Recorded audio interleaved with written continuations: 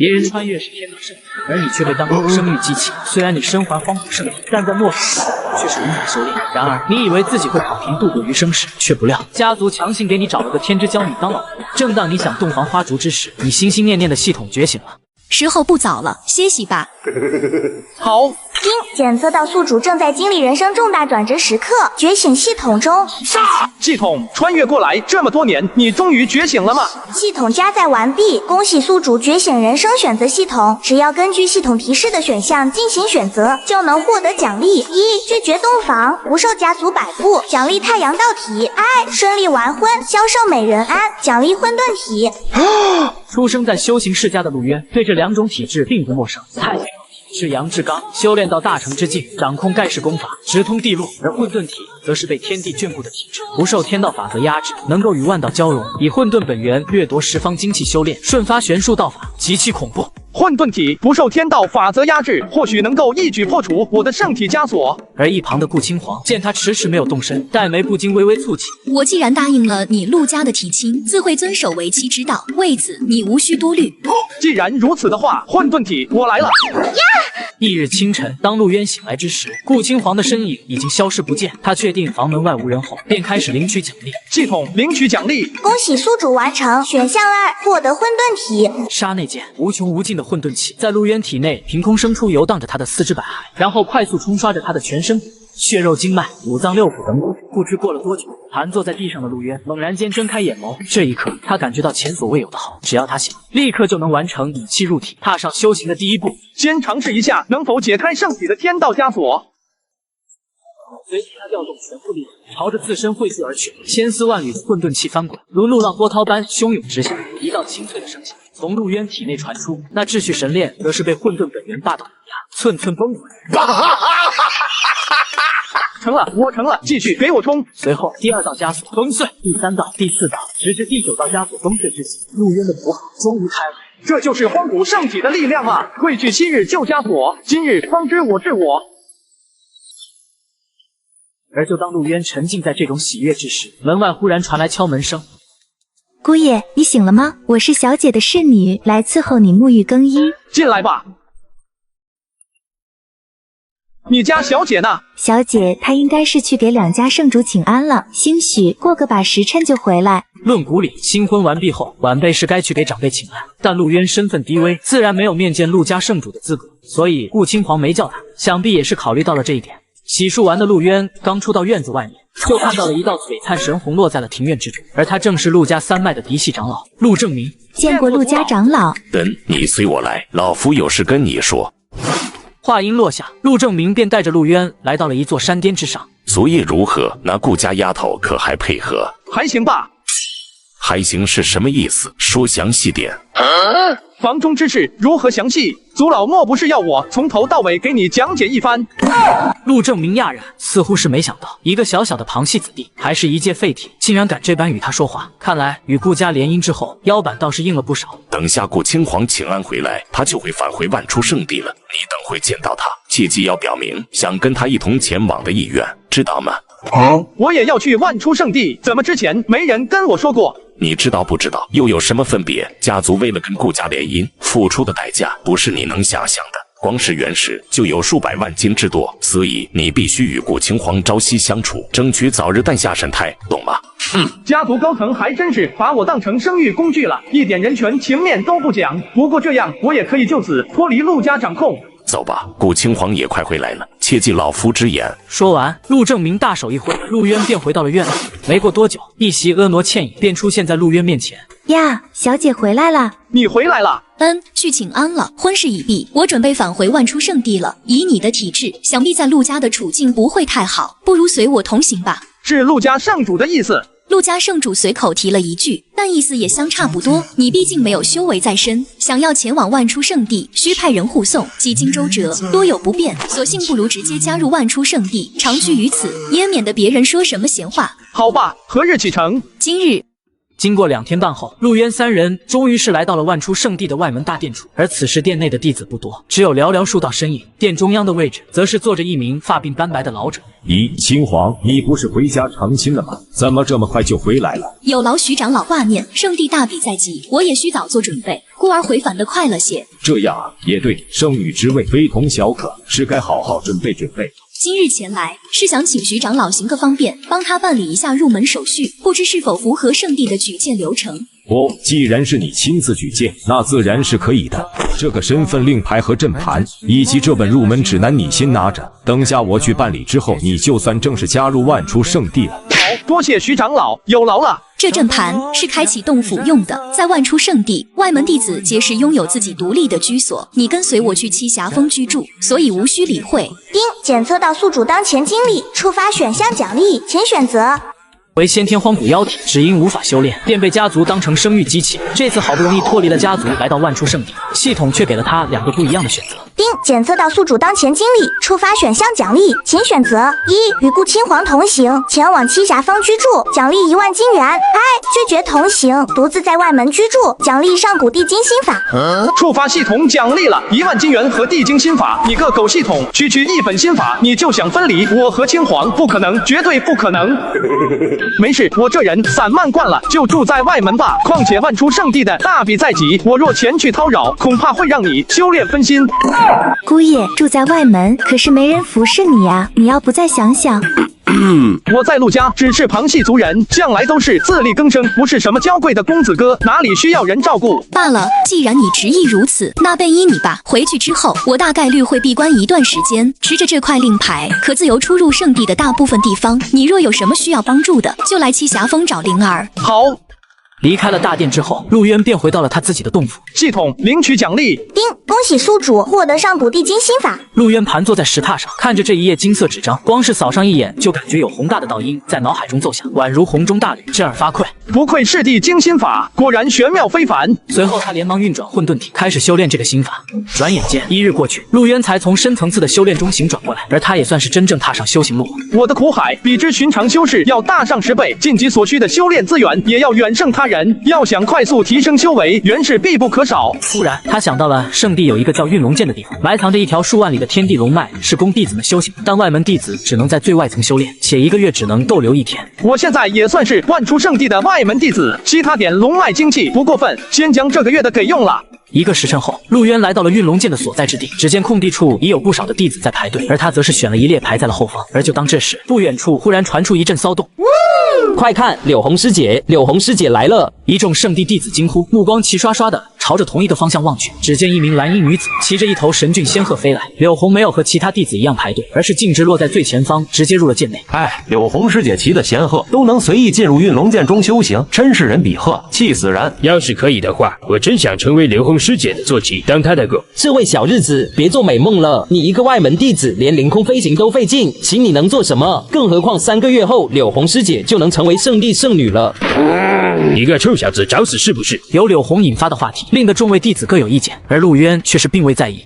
过了半个时辰后，陆渊也是终于进入了运龙剑。当他看到里面的灵气满天飞时，他就知道来对了。不愧是运龙剑，在这里修炼定会事半功倍，进境神速。旋即，他不再浪费时间，立刻催动起了体内的混沌本源。刹那间，场中发生惊人异变，以陆渊为中心，一股股磅礴的天地精气开始疯狂地朝他靠拢。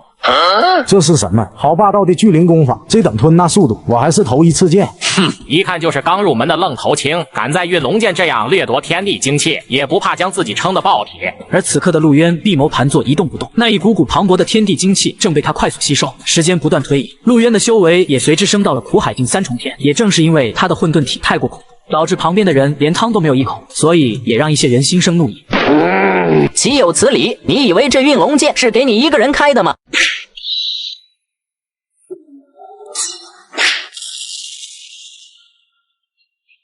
你是谁？为何惊扰我修炼？小子，你霸占一方区域，强行掠夺精气，你懂不懂规矩？各凭本事修炼罢了，有什么规矩？你若争夺不过，大可像其他人一样，换个地方便是。我争不过你，真是可笑！别以为得了一本高阶聚灵功法，就能在外门横行无忌。实话说，你还差得远。作为师兄，让我来好好管教你。啧啧，这个愣头青果然是把刘牧给得罪了，这样也好，省得我们出手啊。怎么，你要在这里动手？是又如何？给你长长记性。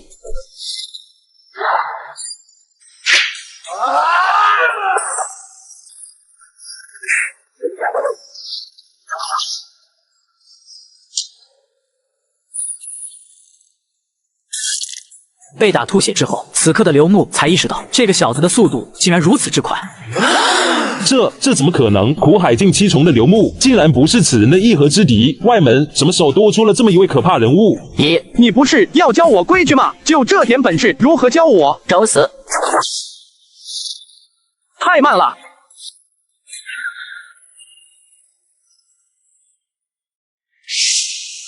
我要杀了你！而就当这时，一道恐怖的气息突然来袭。你们不去修炼，都围在这里干什么？只是他强占了我的修炼位置，还出手伤人，将我打成这般模样，是这样吗？陆渊闻言皱了皱眉头，没想到这刘牧也不是什么硬骨头，竟然跟执事告起状来。不过他也懒得开口解释什么，直接拿出顾青黄给他的那枚令牌。紫金令牌。这个老六有多嚣张？他不仅把别人灵气吸光，还把人打成了重伤。就当圣地执事来主持公道时，他却抬出自己老婆的身份，把别人吓得连连道歉。从玉龙剑离开之后，陆渊便朝自己的洞府行去。但当他没走多远，他体内的混沌本源竟是受到了神秘力量牵引。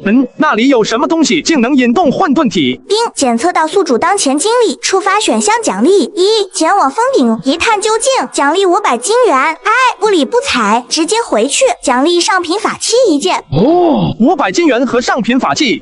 虽然法器好一点，但触发系统提示，那就说明山顶上必有好东西。半个时辰后，陆渊终于来到了山顶，他体内的混沌本源也变得更加活跃。眼前一座通体漆黑的石碑矗立在那里，而在那石碑旁处，还有一位白衣男子长身而立。咦，外门弟子，过来吧！你既然能找到这里，就说明与此物有缘法，或许能得到一桩大造化。请问这是什么？以混沌石打造的碑文。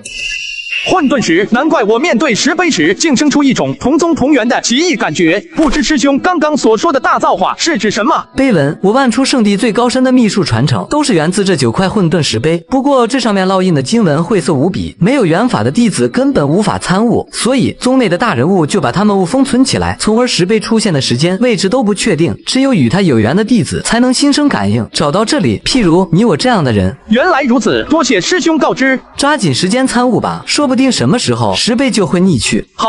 话音落下，二人便各自盘坐，都陷入深层次的悟道当中。不知过了多久，一道震慑的石碑像是生出了自我意识，从山顶处遁空而去。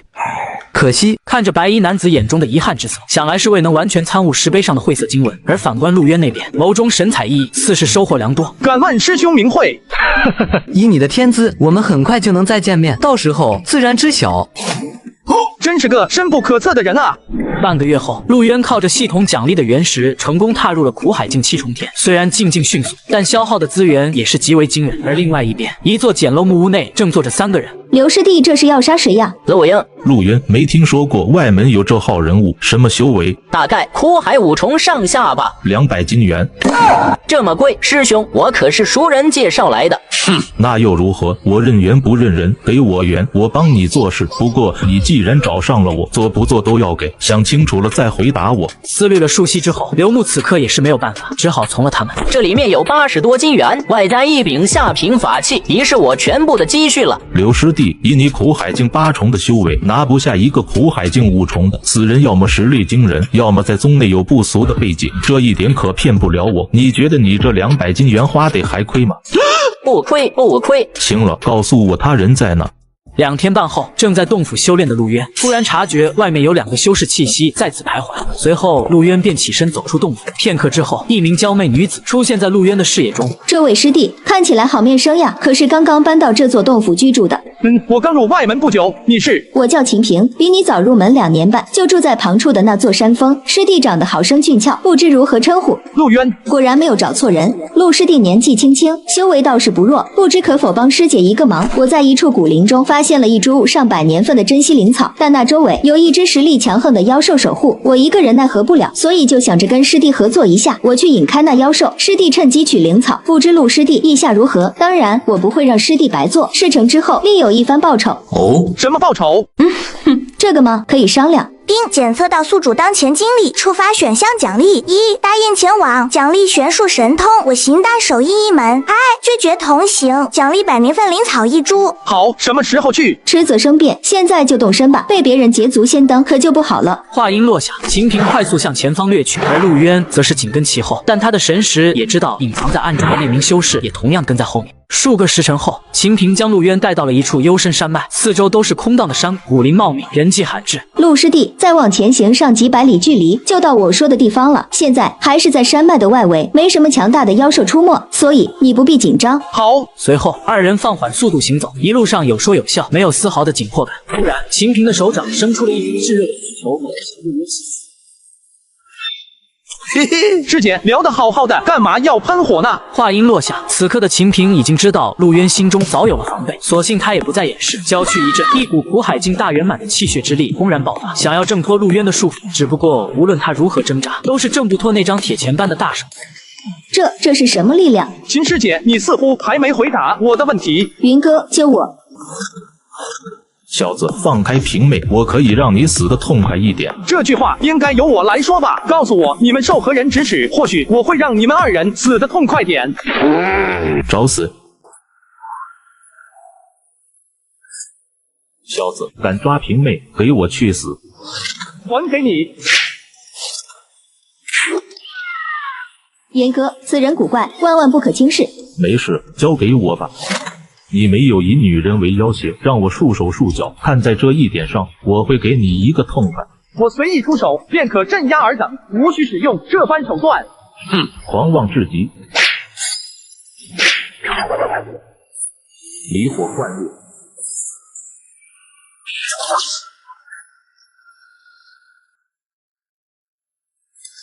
什么？他居然挡下来了！云哥小心！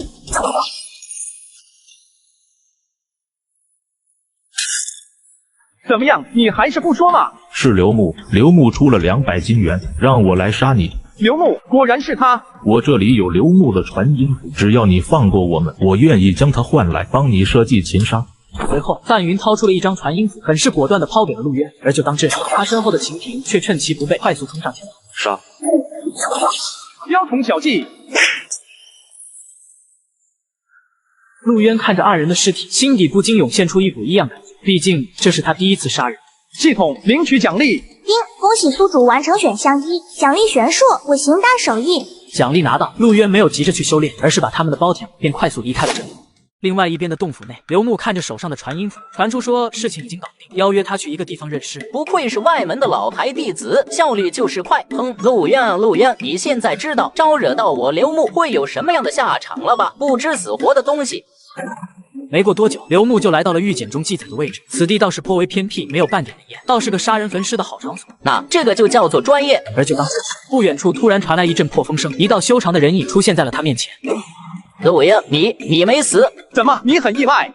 这怎么可能？范云、秦平呢？自然是死了，不过别着急，你很快就会跟他们团聚。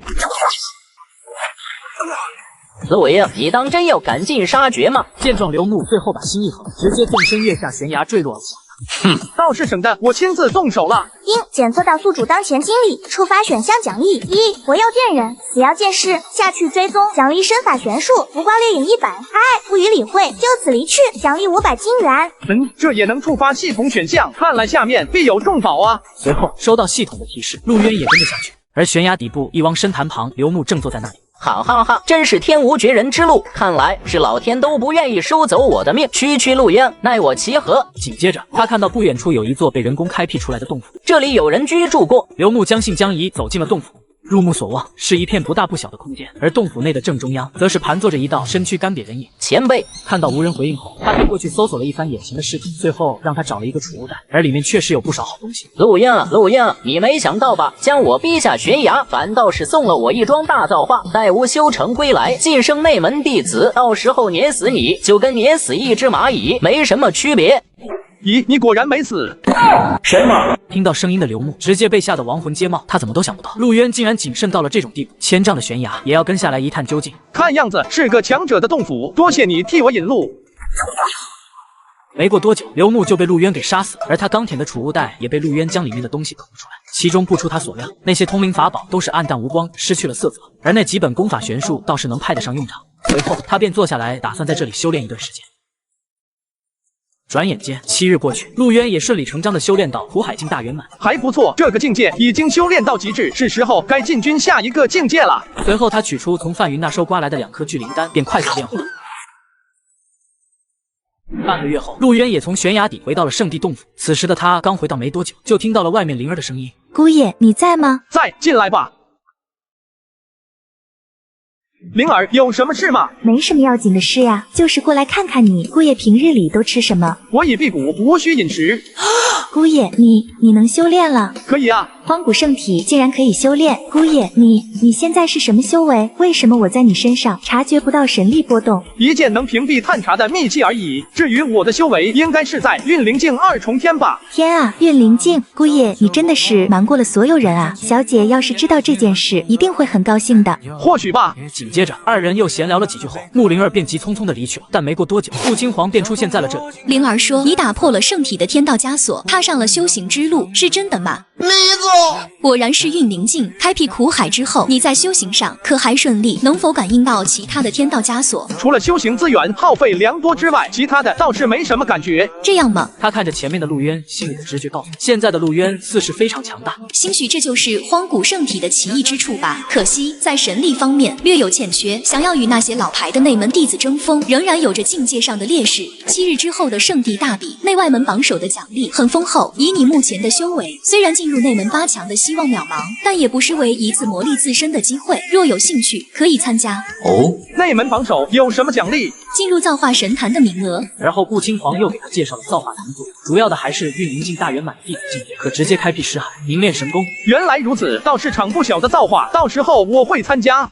了7天后的大比，陆渊决定再次进入运龙界吸收灵力，但凭他内门弟子的身份，却是能进入第2层。而就当他修炼了2天半后，他的手突然裂开，出现了一条金色大龙。本源龙气出现了。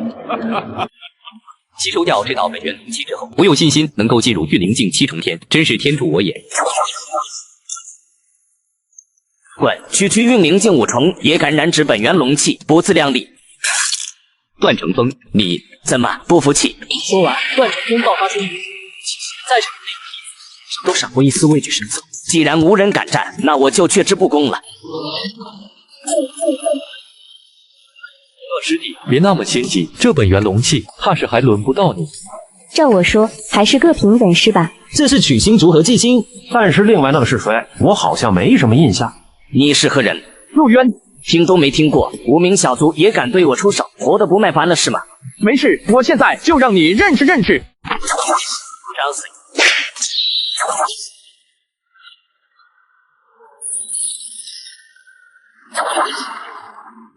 什么？这一刻，在场的一众内门弟子全都倒吸了一口凉气，看着陆渊，心中不约而同的生出一个想法：内门什么时候多出这么一位狠人了？而就当众人对陆渊的实力感到震惊之时，他似乎是感应到了什么一样。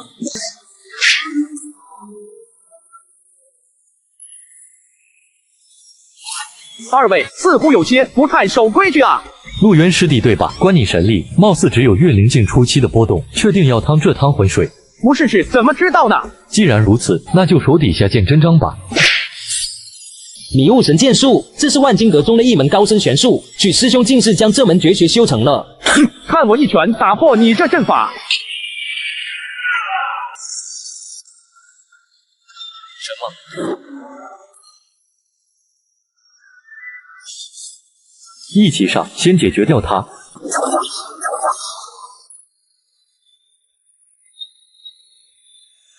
这陆渊到底是什么来头？竟然连取星如、季心二人联手，都是压他不下，如此战力，莫非是要逆天不成？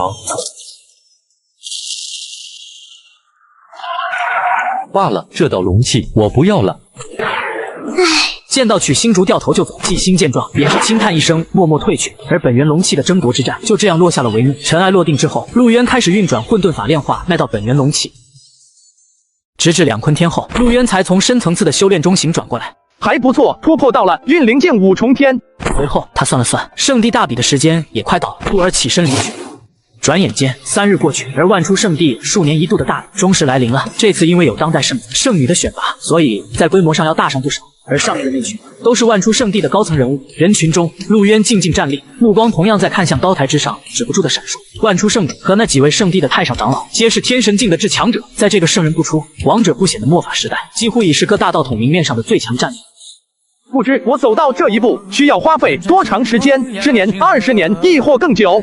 与此同时，高台上的一角，顾青皇也是出现了。拜见师尊。青皇不必多礼。是师尊。洞天境3重天，很不错。这次的圣女选拔，你有很大机会。我会全力以赴。便尽力就好。对了，之前你说你的那位小道侣可以修炼，这次大比他来了没有？他应该是来了吧？或许会在内门战中脱颖而出。哦，你对他这么有信心？荒古圣体虽有天道枷锁束缚，但终究不是凡体。徒儿上次与他相见，便隐隐察觉到他体内的强悍气血，非同境界修士所能及。若是参战，当不会泯然于众人。既然如此，那为师就拭目以待了。荒古圣体这种体质太久远了，貌似已经沉寂了数十万年，想要重新崛起，又谈何容易？而台下的陆渊自然是早就看到了高台上的顾青皇，不过他并没有声张，只是望了一眼，便看向了别处。这位兄台，你可认识那高台上的白衣男子？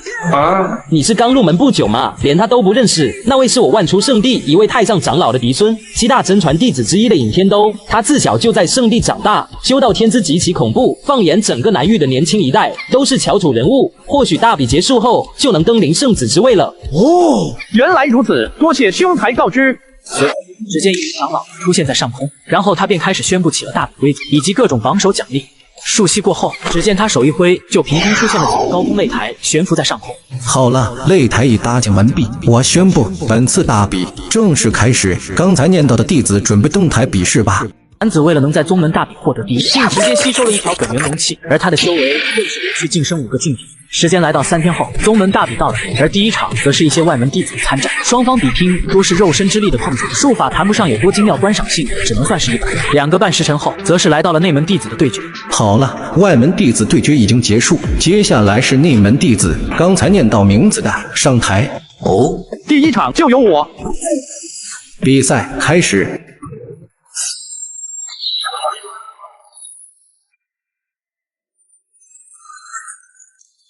什么？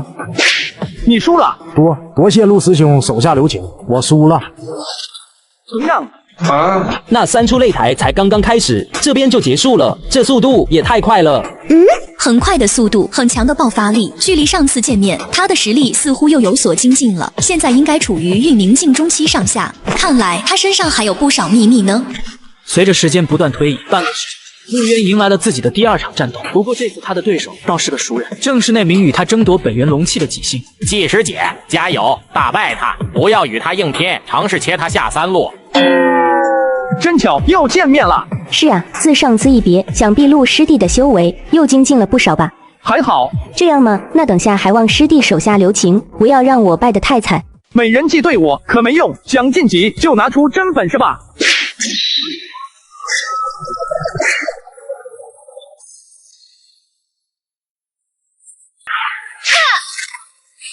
法器倒是不少，可惜没用。好快的身法玄术！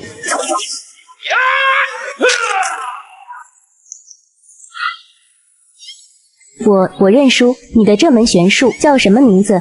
佛光掠影。好名字，是我技不如人。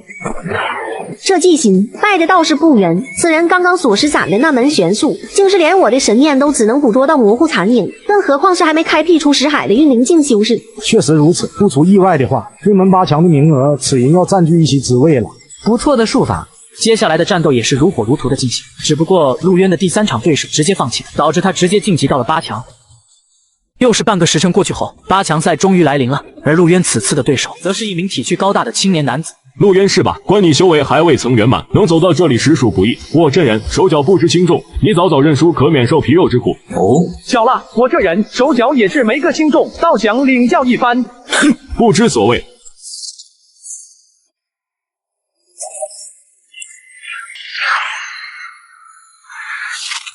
有点意思，大荒掌。雕虫小技。难怪有恃无恐，不肯认输，当真是有两下子。不过你的境界太低，终究难以与我匹敌，看我难你。不过如此。咦，这两个小家伙在炼体一道上造诣皆是不俗，几乎快要超越运灵境的极限了，倒是个可塑的好苗子。既然你也精通于此，那就在这个领域上分个高下吧。正合我意。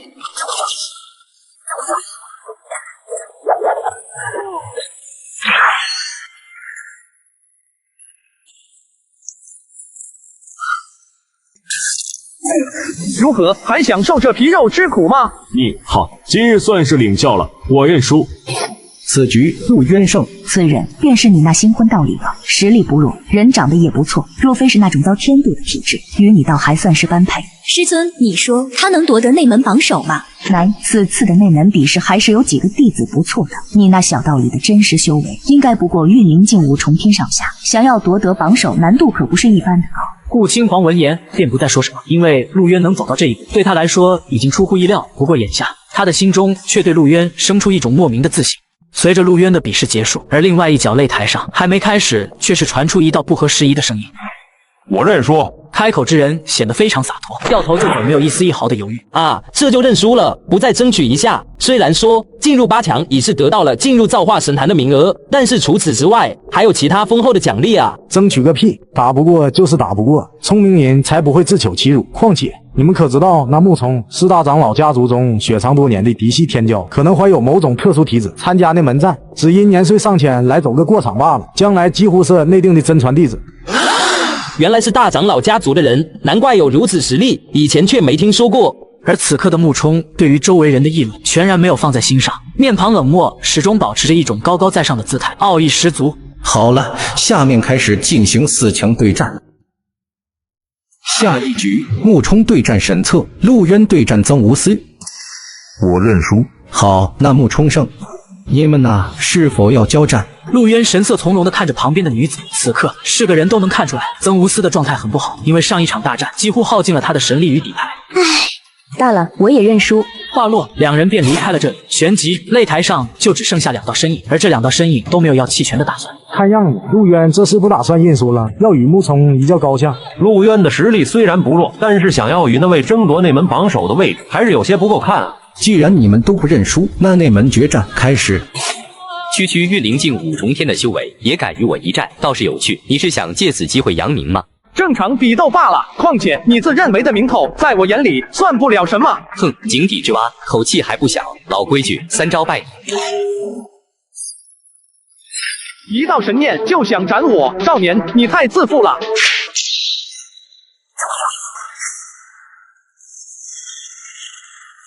你区区运灵境5重天，竟然修出了识海，这有何难？倒是我小瞧你了。不过还是那句话，井底之蛙。古神指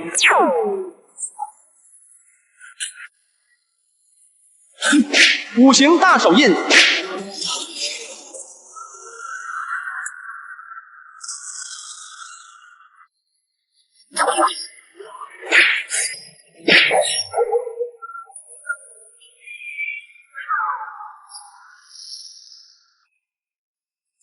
雕虫小技罢了，想要胜我就拿出真本事来。先前的比斗竟还不是他的全部实力，果然能走到内门决赛，没有一个是与之辈。好，陆渊是吧？你的确有资格让我正眼相看，作为回报，就让你见识见识我真正的力量。卧槽，古神体，传言无虚，木冲竟然真的是一尊神体。大长老，你们家族这一脉倒是出了个好苗子，兴许日后能添上一位东荒神王。哪里，木冲这小子还差得远。能让我展现出神体威势，在同辈人中，你足以自傲了。接下来的战斗将毫无悬念。没想到竟然是一尊神体，倒是有点意思了。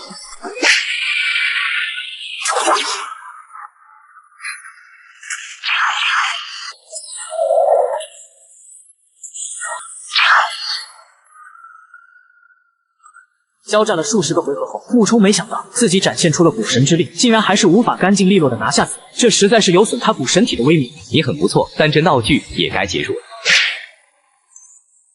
武神钥匙间，刹那间，一尊庞大的虚影显化在了擂台上空，缭绕神光万丈，雾霭迷蒙，声势浩大到了极点。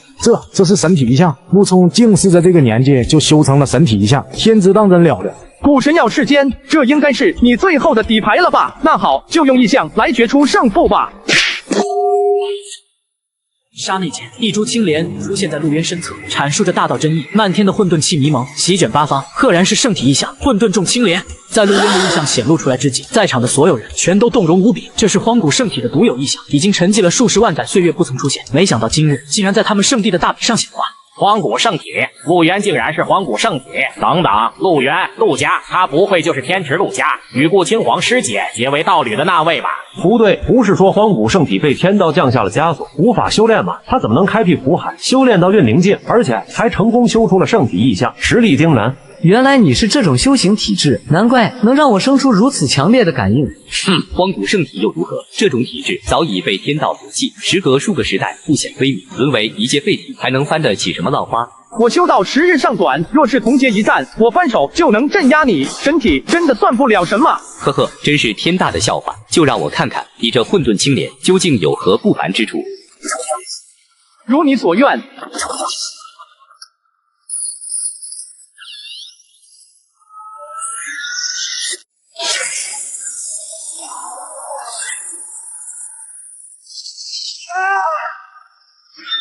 出门！这一刻，全场寂静，无数圣地弟子全都感到震撼莫名。半只脚踏入神宫境的神体陆冲，却被运灵境五重天的荒古圣体强势击败，实在是太过于惊人。那种体质真的有传闻中说的那般强大，号称同阶无敌，大成之时可叫板古之大帝，若是成长起来，战力必定逆天。长老可否宣布大比结果了？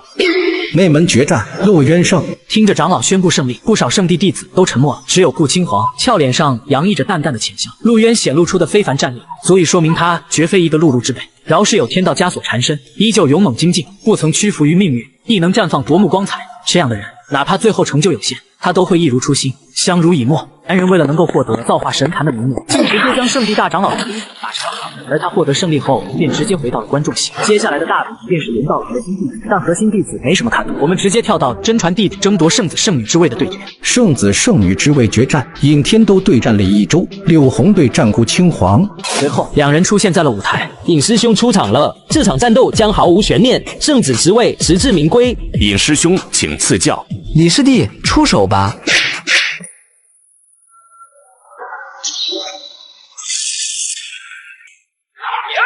逐日诀，还不错。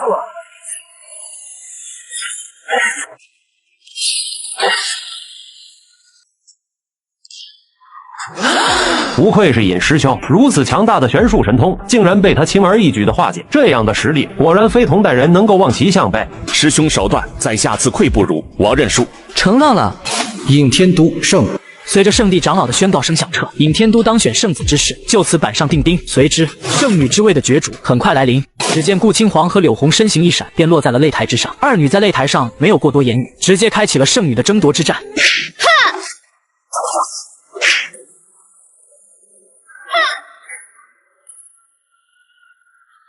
看着这一击没得手，两道恶命身影各自冲出，交战在一起。这是一场恐怖的大对决，即便是老一辈的人物都为之侧目。他们的每一击攻势都能沟通无穷无尽的心，为其所用，肆意的不是瞬息都没想到。柳红的身形到重新显化在众人眼前。此刻的她面色苍白，嘴角溢血，似是遭受到了不轻的重创。先天道他果然强大，是我输了。柳红师妹承让。话音落下，至此圣女之位便尘埃落定。随后，陆渊从长老那里领到了一枚七窍玲珑丹和进入造化神坛的名额后，便准备离去。怎么也不打个招呼就要走？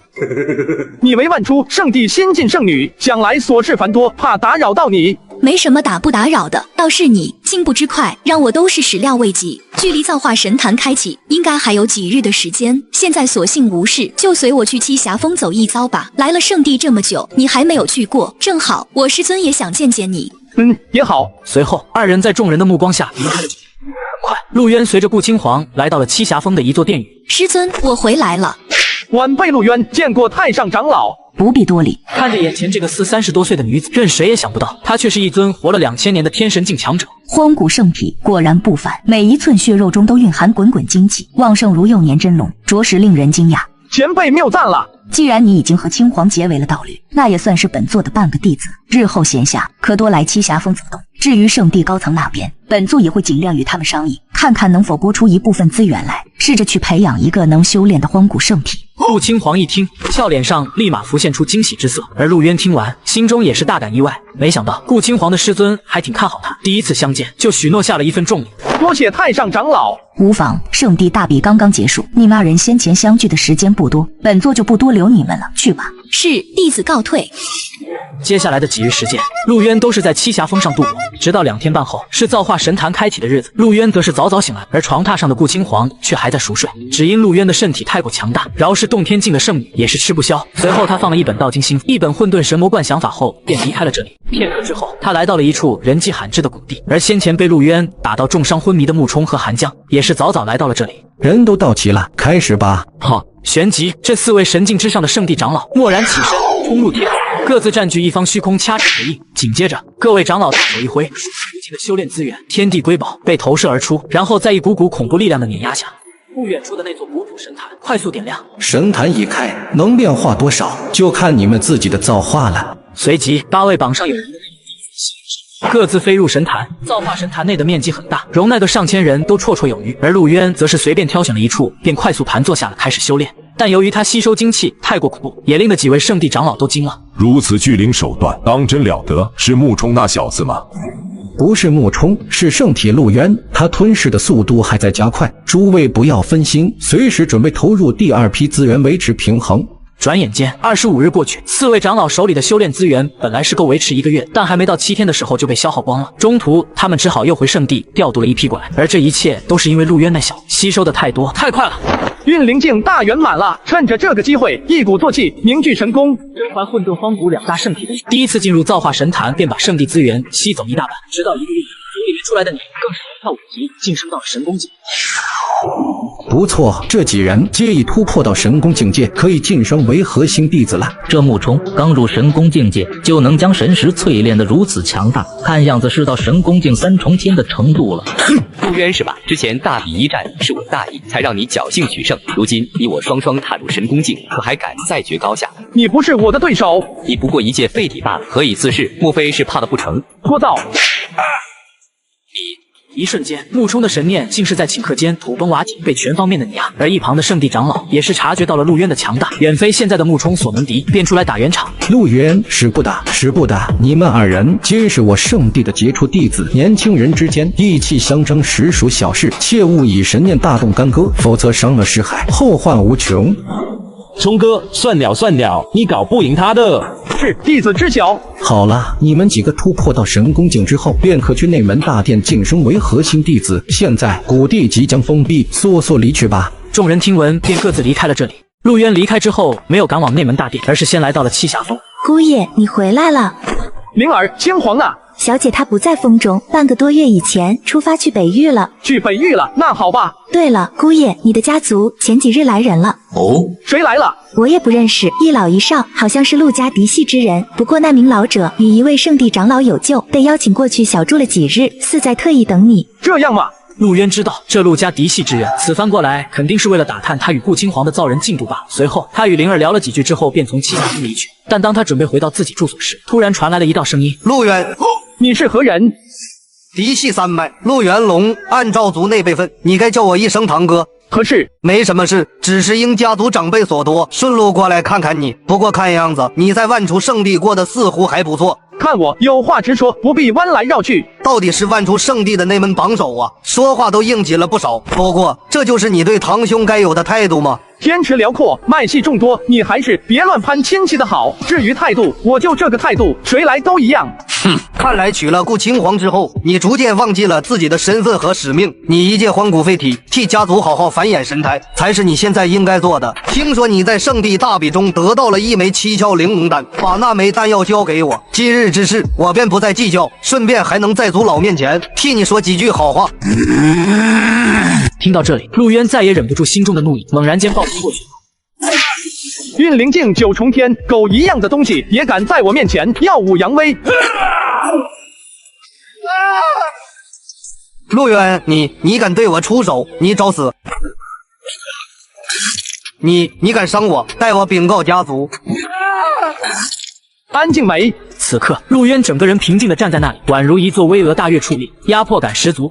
旁系也好，嫡系也罢，在我眼中都不算什么。重要的是别来惹我。今日略施惩戒，留你一条性命，以后再难遇见我，把头埋低，低调做人。随后，陆渊不在此地久留，扬长而去。经此一事，他也没有了要去洞府中收拾东西的想法，而是径直赶往了内门大殿。片刻之后，陆渊来到内门大殿，而前面则是坐镇着一名须发皆白的老者，虽是老态龙钟，却是让人不敢小觑。弟子陆渊前来晋升核心弟子。而那名老态龙钟的圣地长老听见这个名字，罕见的睁开了眼睛。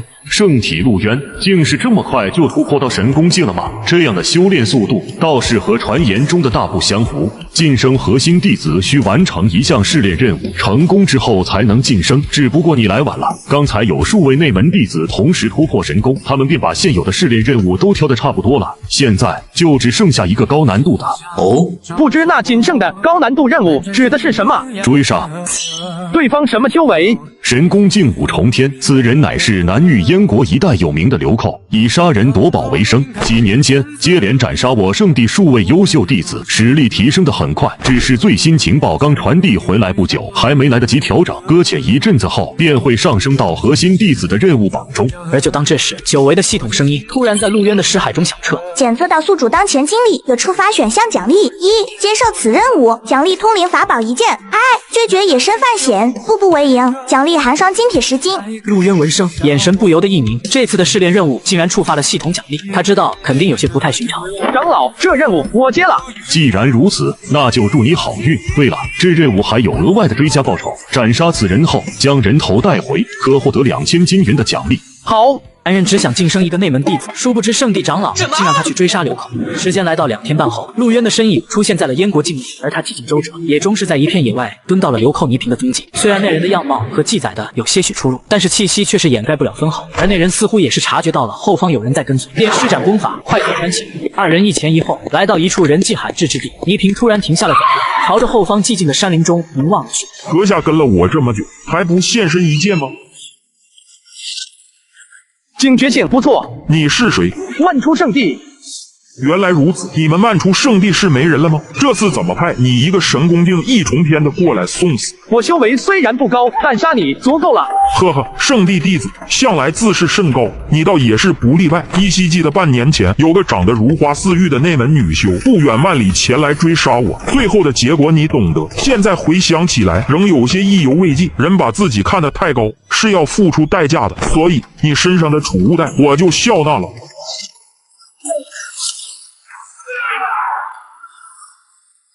好强大的肉身力量，堪比一具宝体，难怪只身就敢来追杀我，确实是有些本事。不过很可惜，你还是要死。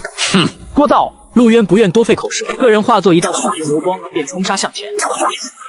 你肉身那么强，狗才跟你肉搏。嘿！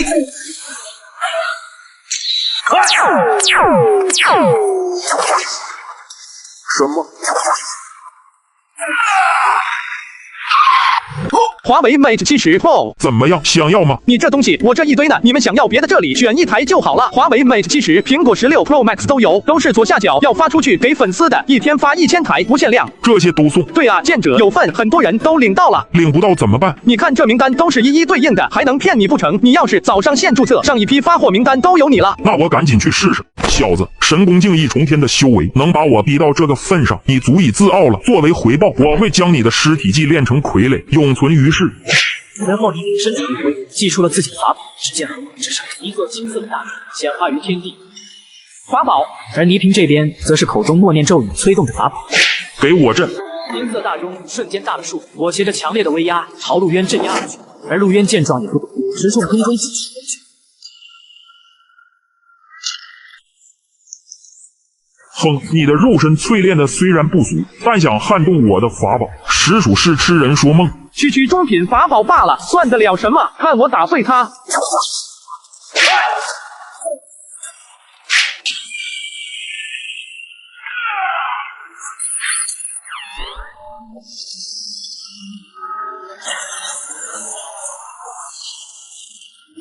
陆渊肉身的强大，令得倪萍尤为震撼。一个异重天的修士，竟然硬汉他的法宝，估计说出去都没人敢相信。看来你已是无计可施了。既然这样，那就送你上路。陆渊失去了兴趣。沙漠间出现一座漆黑魔月，猛地冲向来。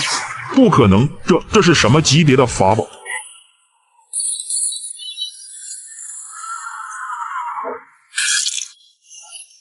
别杀我！我知道一则秘辛，一处破碎的小天地将开，其中蕴有圣人传承。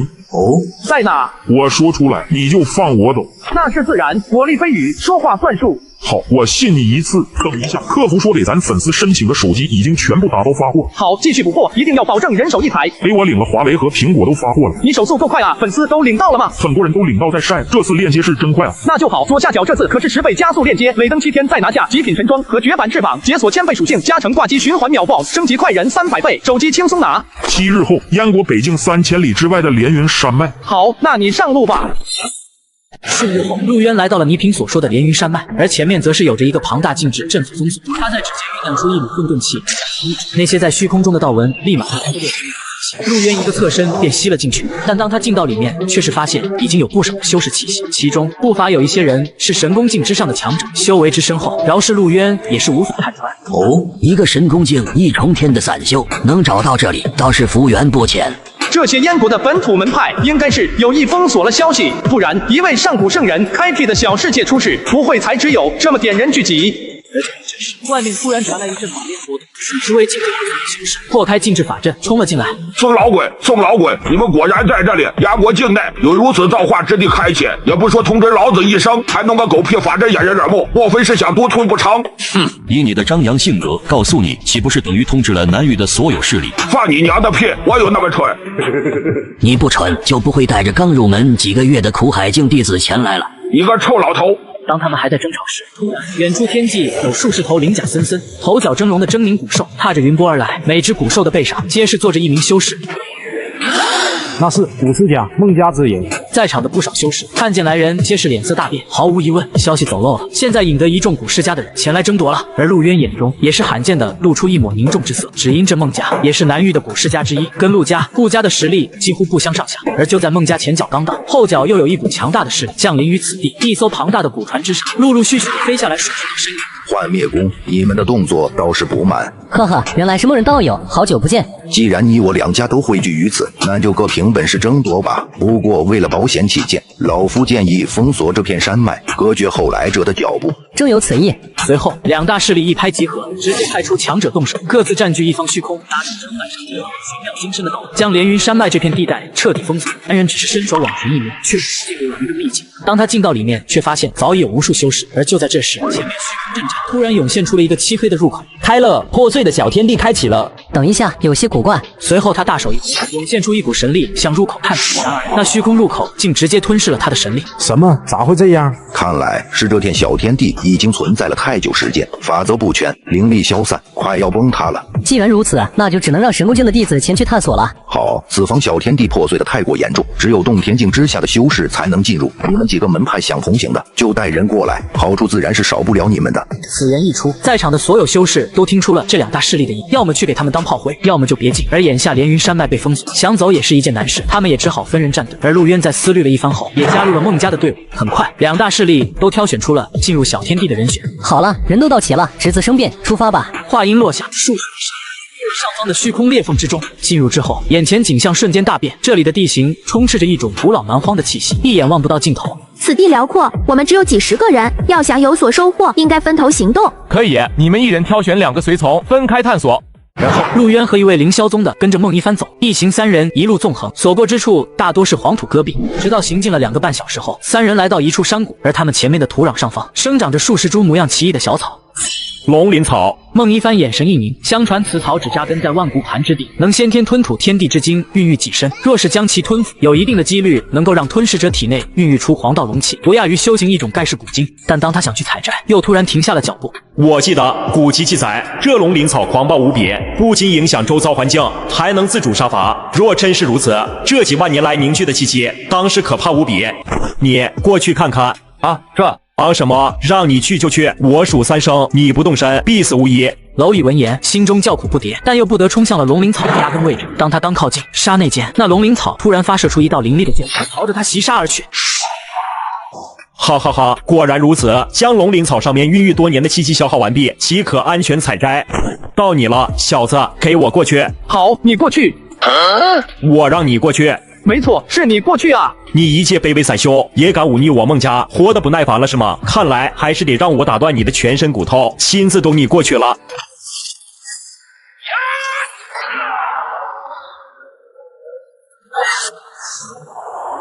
哼，叫你自己过去不过，硬是要吃点苦才行。做完一切，陆渊催动走到那数十株龙鳞草的不远处，看到没有任何异变发生，他才逐渐放松警惕采摘。没过多久，龙鳞草都已被陆渊收入囊中。不过眼下他倒是并未急着去吞服，而是静静感应着周遭的空间变化。我怎么发现自己在运动混沌气时，这方虚空变得极其不稳定？想到这里，陆渊加大了混沌力量的运转，随着混沌气越来越多，突然虚空剧烈扭曲，出现了一个裂缝。果然可行，有了这手段，到时杀了这2大势力的核心人物，我也能全身而退了。随后，陆渊收回思绪，盘坐在地上，取出龙鳞草，开始炼化。2个半小时后，当他吞噬到第13株龙鳞草之际，陆渊整个人的气势金芒闪烁。神功境2重天了，龙鳞草虽然珍稀，但是服用太多也会产生抗药性。不过那传说中的黄道龙气似乎是有些眉目了，不如趁现在一鼓作气将其修炼出来。随后，他将剩下的那些龙鳞草继续服食起来。一道高陡然从山谷中爆发出来，陆渊长身而立，金黄色的龙气一缕缕、一簇簇的缭绕在他身旁，将他衬托得如同一尊黄道强者一般。神功境3重天，是时候离开了。陆渊没有在这片山谷中继续停留，他一路前行，也不知行进了多少年。但当他经过一座石时，突然看见里面有人在打架。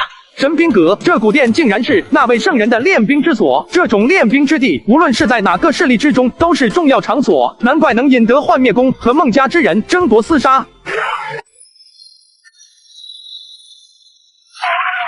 孟倩，你我皆是神功境5重天的修为，一时间难分胜负，何不将这古殿中的炼器材料平分，各退一步呢？孟倩闻言，闪过一抹犹豫之色。这冯修一身战力，着实不可小觑。但就当他陷入沉思之际，他突然看到了陆渊出现在这里。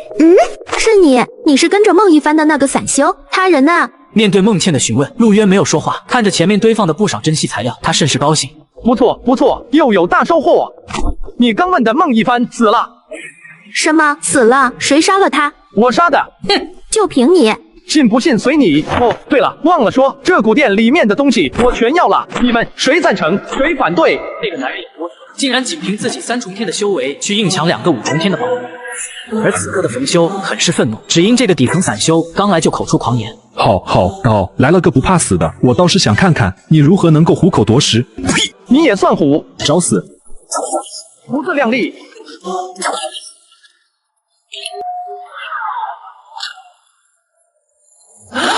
幻灭宫的年轻高手竟然一击就被打飞了。好强的蛮力，你绝非无名之辈，报上名来。以你的实力，还没资格知道。狂妄至极，不管你是谁，我都会让你走不出连云山脉。孟倩，此人肉身淬炼的极为强大，不逊色于年轻一代的顶尖高手。你若作壁上观，必将空手而归。不如先联手杀了他，再谈分配。好。下一瞬间，这2人倒戈相向，同时朝着陆渊出手。但他们知道陆渊肉身强大，便不会与他近身搏杀。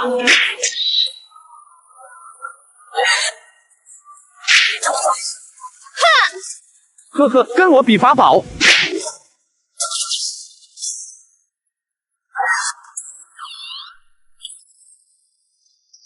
什么通灵法宝？你一介神功境修士，竟然能拥有通灵法宝？没事，以他的修为催动不了几次通灵法宝，我们继续上，不要给他机会。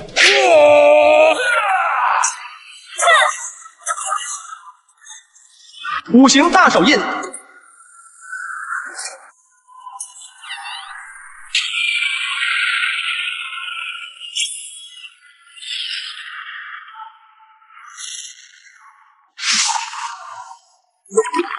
此刻，剩下的几名燕国本土修士全都头皮发麻，目光惊惧。这下子，他们终于知道连云山脉是混进来一个怎样的狠人。两大势力的年轻高手，几回合就被干净利落的斩杀。而陆渊只是瞥了他们一眼后，终究还是没有继续出手。随后，他将殿内的所有炼器材料收起来，离开了这里。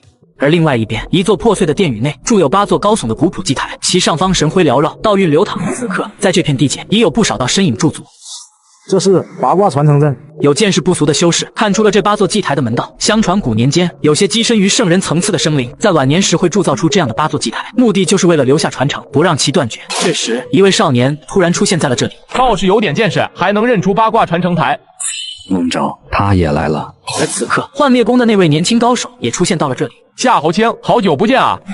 确实好久不见，看来你在这舍人遗迹中得到了不小的造化啊。神功境7重天，突破了一层小境界而已，算不了什么。八卦传承台出现，怎么有兴趣跟我争一争？传承之物自有缘法，你我若是共择一处，争斗自然不可避免。若不是，便没有交手的必要。无趣。他知道八卦传承台一人只能得到1份传承，凑足8人才能开启。至于所得到的传承是强是弱，皆靠自己的直觉选择。那现在8个人够了，开始吧。幻灭宫和孟家之人加在一起还不满8个，这些燕国本土修士就没有必要接受传承了。得到了出去也会被搜魂，没有意义，何不给自己势力的人留些机会？真是麻烦。旋即，孟昭闭下双眼，感受面那8座祭台上流淌的道韵气息，而后他突然坐上鱼，飞了上去。离台嘛，也罢。随后，夏侯清感受了一下，同样也是纵身飞起，落在了前台之上。剩下的6席，你们就各凭本事吧。当然，如果有人要挑战我，也尽可登台。话音落下，在幻灭立刻就掀起了一场龙争虎斗，但随着时间的推移，两大势力的人越来越多，争斗就更加热闹起来。而就当战况焦灼之际，一道头戴草帽的身影出现在了这里。八卦传承台。爷，道友，你竟然是一个人过来的。既然来了，就坐下来看戏吧。圣人传承注定是与我们这些底层修士无缘的。哦，为何无缘？幻灭宫的夏侯清方才说，不是两大势力的人登台，即便得到了其中之一的传承，出去也要被人盯上搜魂。与其冒着这样的风险，倒不如老老实实的待在这里，断了念想，否则必有借祸加身。检测到宿主当前经历，有触发选项奖励：1. 占领离台，奖励道家9秘之一斗字秘； 2. 占领前台，奖励古地秘术斩天道； 3. 占领昆台，奖励太古神情8真机； 4. 不登台，奖励我千金元。系统的提示音不由得让陆渊心头一震。道家9秘乃是东荒失传已久的至强秘术，而斗字秘又被称之为斗战圣武。稍稍思虑了几息后，陆渊做出抉择，他身形一闪，化作一道迅捷流光，直接飞往了离台之上。什么？他居然登了孟昭所在的祭台？此刻，这陆渊的行为在外人眼中基本上跟送死没什么区别。区一个神功境3重天的散修，也敢与我并列，真是找死！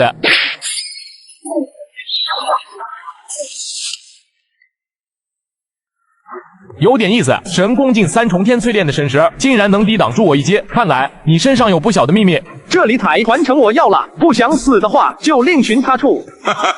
遍寻南岳，已经很久没有人敢这样跟我说话了，你可千万不要太弱啊，不然3拳2脚把你打死就太没意思了。如你所愿。螳臂当车。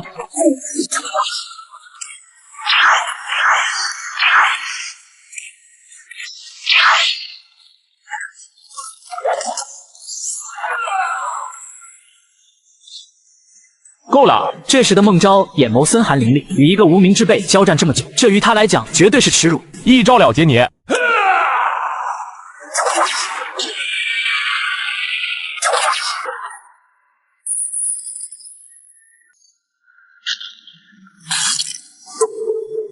这怎么可能？孟昭竟然落入下风了！此刻全场都震惊了，孟昭的强大，除了幻灭宫年轻一代的10大高手，怕是没有人能压制得了他。可如今却被一个无名之辈击伤，实在是令人难以置信。黄道龙气，你修有一种地间，你说呢？很好，我正愁没有杀伐强大的功法修炼，在你手中只会明珠蒙尘。下一刻，只见孟昭手一挥，天空上突然出现了一座宝塔。通灵法宝。陆渊眼神一凝，然后二话不说，将镇狱通道从迎面抗衡而去。你竟然也有通灵法宝，既然这样，那就看看谁的法宝更胜一筹吧。而孟昭见法宝之战也是短时间内无法分出胜负，又冲过去和陆渊交战。直至尸体包裹，孟昭又是被打得咳血，随后他彻底暴怒。陆渊是吧？你很好，你成功激怒了一头雄狮。大劫天指。孟昭竟然是被逼到如此地步了吗？连震族绝学都施展出来了，给我去死吧！大劫天指名字倒是不错，可惜你还没练到家。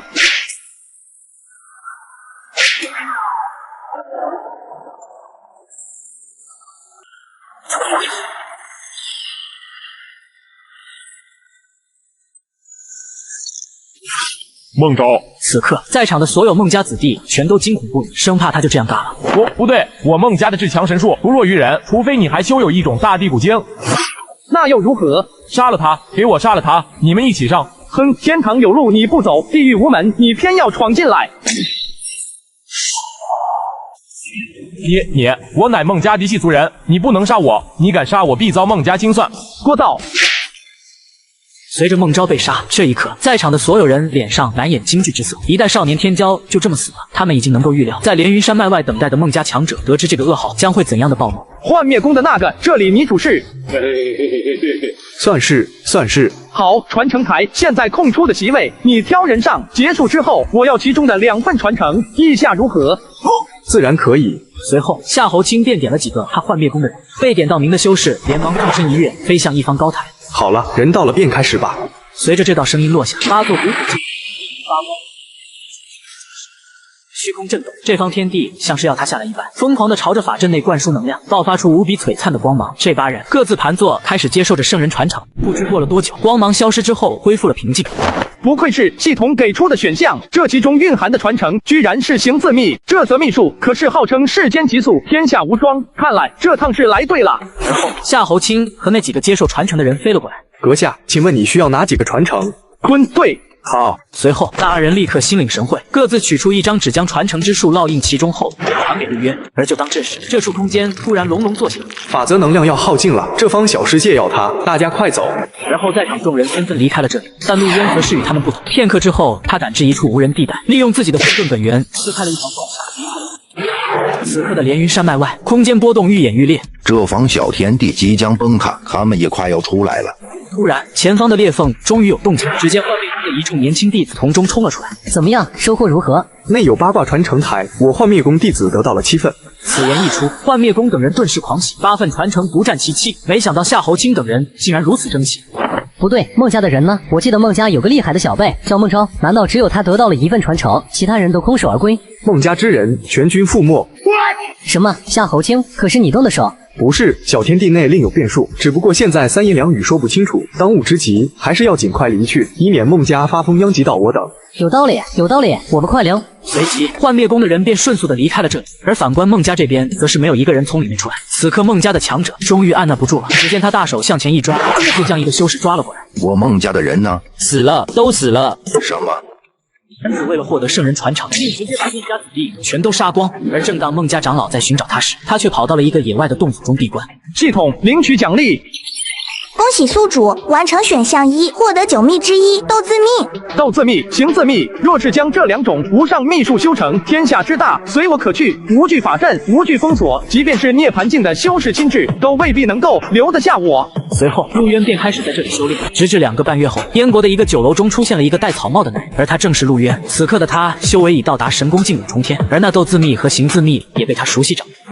哎，你们听说了吗？前段时间，在北境的连云山脉发生了一件惊天大事。哦，什么大事？据说是有一处残破的小天地开启，运有圣人机缘，燕国3大门派的高手全都去了，洞天境的掌教带队，愣是连口汤都没喝到。什么？可是有什么强大的势力得到了消息，竟然连3大门派的掌教都吃了灰？哼，3大掌教算个屁！孟家和幻灭宫都派人去了，而后2大势力不知道为了啥宝贝境大打出手，最后那一战将连云山脉都给夷平了。后来听说幻灭宫只有一个涅槃境高手，还有一个叫夏侯清的弟子活了下来，其余人全部战死。孟家的人也差不多打光了，没有几个人活着回去。哎，修士世界就是这么残酷啊！这等机缘，我被散修可是沾染不起，还是按部就班的修炼过，安生日子吧。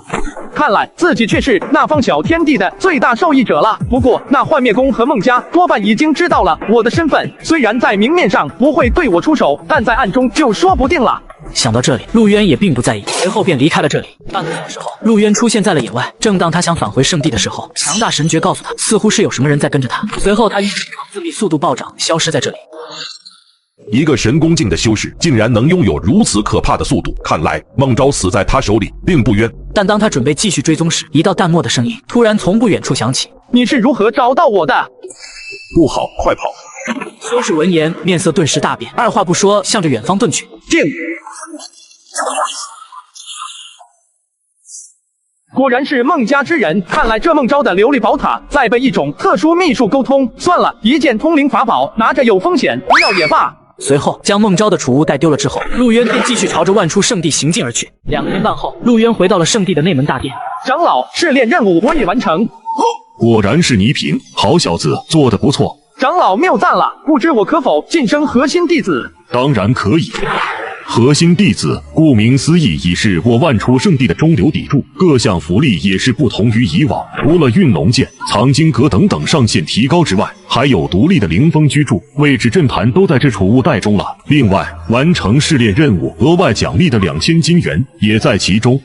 多谢长老。不过你在这个节骨眼上成为核心弟子，怕是也在宗门里待不了几天了。北域的矿区有异动，各大势力都是不断派人前往北域。我万出圣地现在也是正缺人手，相信这几日内就要应召部分弟子前去。哦，北域矿区异动。具体情况我也不是很清楚，大概是禁区深处的原因。这次去北域是由上官长老亲自带队，以你的身份要想提前知晓，大可直接去问上官长老。原来如此。而后陆渊便离开了大殿。没过一会儿，陆渊就来到了栖霞峰。姑爷，你说你已经突破到神功境，晋升为核心弟子了？是啊，进入造化神坛中修炼的8人，现在都突破到神功境了，这有什么好奇怪的？姑爷，你跟他们可不一样啊！你这才开始修炼7个月，你就从一个凡人突破到了现在的神功境，这样的修炼速度，怕是小姐都远远不及啊！好了，别夸了，走，带你去我的新住所瞧瞧。姑爷，这里好美啊！还好还好。那姑爷，你也要去北域吗？也，难道你也去？是啊，小姐在北域，短时间内不会回来，所以我也是要过去的。那正好可以一起。宗门应召核心弟子，我没有理由拒绝，当是一场历练罢了。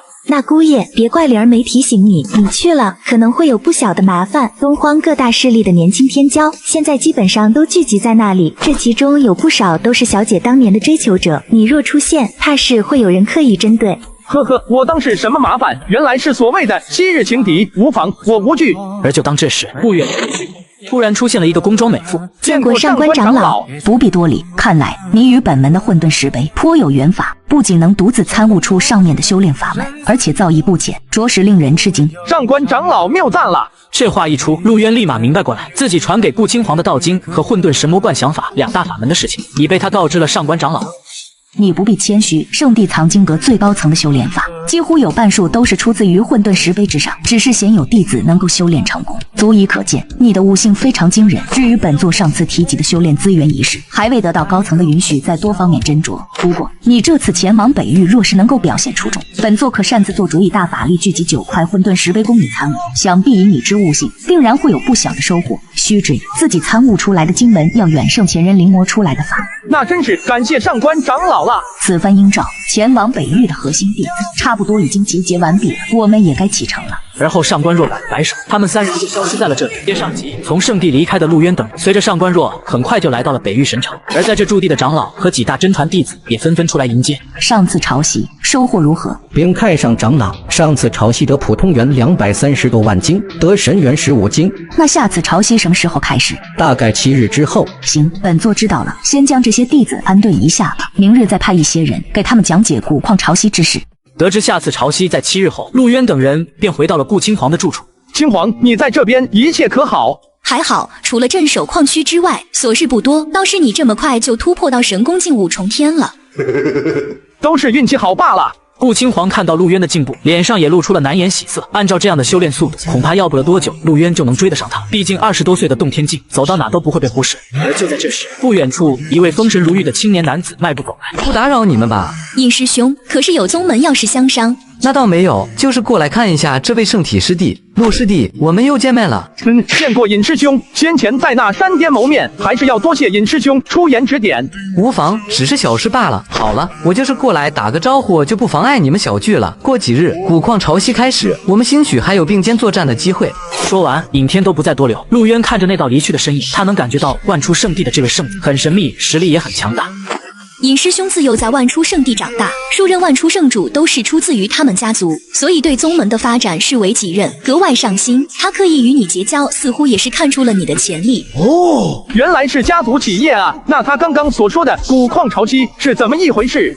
具体源头我也不是很清楚，只是知道相隔一段时间就会有古矿潮汐出现，那时古矿内的强大生灵会向古矿深处靠拢，短则数千里，长则上万里，而他们退后，这段距离的大地上运有无数原矿，就成了各大势力争夺的关键资源。不过修为太强大的人涉足那片土地，还是会引发禁区生灵的敌视，所以各大势力都会让年轻一代的弟子进入。至于缘，就是赶在禁区生灵归来之前，能带出来多少就带出来多少，也是我们此番北域之行的真正目的。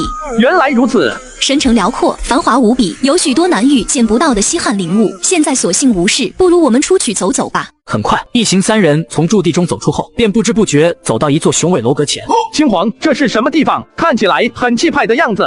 这里是天星商会，也是神城中唯一一个不属于圣地、不属于大教道统、不属于古世家的顶级势力。他们向来不参与任何争斗，只以做生意为主，势力的范围很广，遍布天下五域，几乎囊括所有大型城市。单论财富来说，怕是没有任何道统能够与之相提并论。万出圣礼大驾光临，真是有失远迎。叶小姐，你竟然也来到神城了？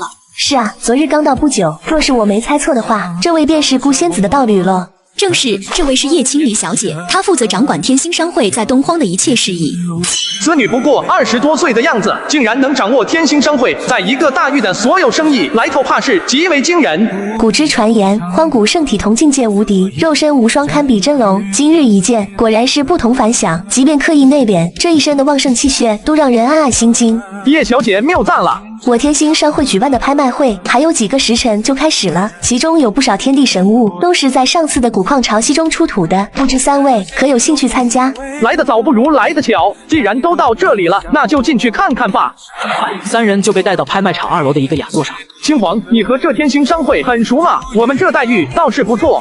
也不是很熟，有过几面之缘罢了。不过无论是万出圣地还是顾家，都跟天星商会有着千丝万缕的联系，交往密切。兴许就是看中了这一点吧。原来如此。临近拍卖会开启，其他的修士都陆陆续续的出现在了会场，只不过他们很少能登上2楼的雅座，大多数人都是在1楼大厅内。而就在这时，一名容貌俊美无比、气质妖邪的银发男子出现在了这里，他身后还跟着2个体躯壮硕的妖族修士。妖神宫来人了，那是妖神宫的少公主天妖，她身后跟着的也是妖神宫年轻一代的2大顶尖高手莫文和碧鸾。不少修士见到来人，面色皆是一变。妖神宫乃是北域的本土势力，他们行事向来张扬嚣张跋扈，而他们妖神宫这一代的少公主身怀妖族至强体质天妖体，被妖神宫的老公主和一众长老寄予厚望，实力强大到令人发指。诸位请上2楼。上到2楼的天妖，则是来到了陆渊旁边的雅座。这一幕当即被在场的不少有心人捕捉到，只因他们知道妖神宫的老公主曾想与顾家联姻，延续血脉，却不曾被顾家圣主以种族为由推辞拒绝。现在陆顾2家联姻，碰巧眼下正主都在这里，让不少修士都暗自心惊，隐隐察觉到空气中似有一种硝烟弥漫。那小子就是所谓的黄古圣体，区区神功劲武重天的修为，我一巴掌就能拍死。看来顾家那个老不死眼光也不怎么样嘛。那是什么人？他叫莫文，是妖神宫年轻一代中仅次于天妖的人物。这一道统与我顾家颇有恩怨，行事又向来跋扈，所以不必理会他们。呵呵，有点意思。男人只是受邀来参加拍卖会，竟没想到还遇到了想抢他老婆的妖兽，而他不但不理会，反而直接吃起了软饭。陆渊，你等下有感兴趣的东西，若是缘不够，我这里有。银门陆家的那位圣体确实可以修行了，而且修为不弱，没有所说的那么不堪。昙花一现罢了，没什么用。不是的，去培养一下嘛。培养荒古圣体，动辄100万金元，给他试，那我吃什么？也对。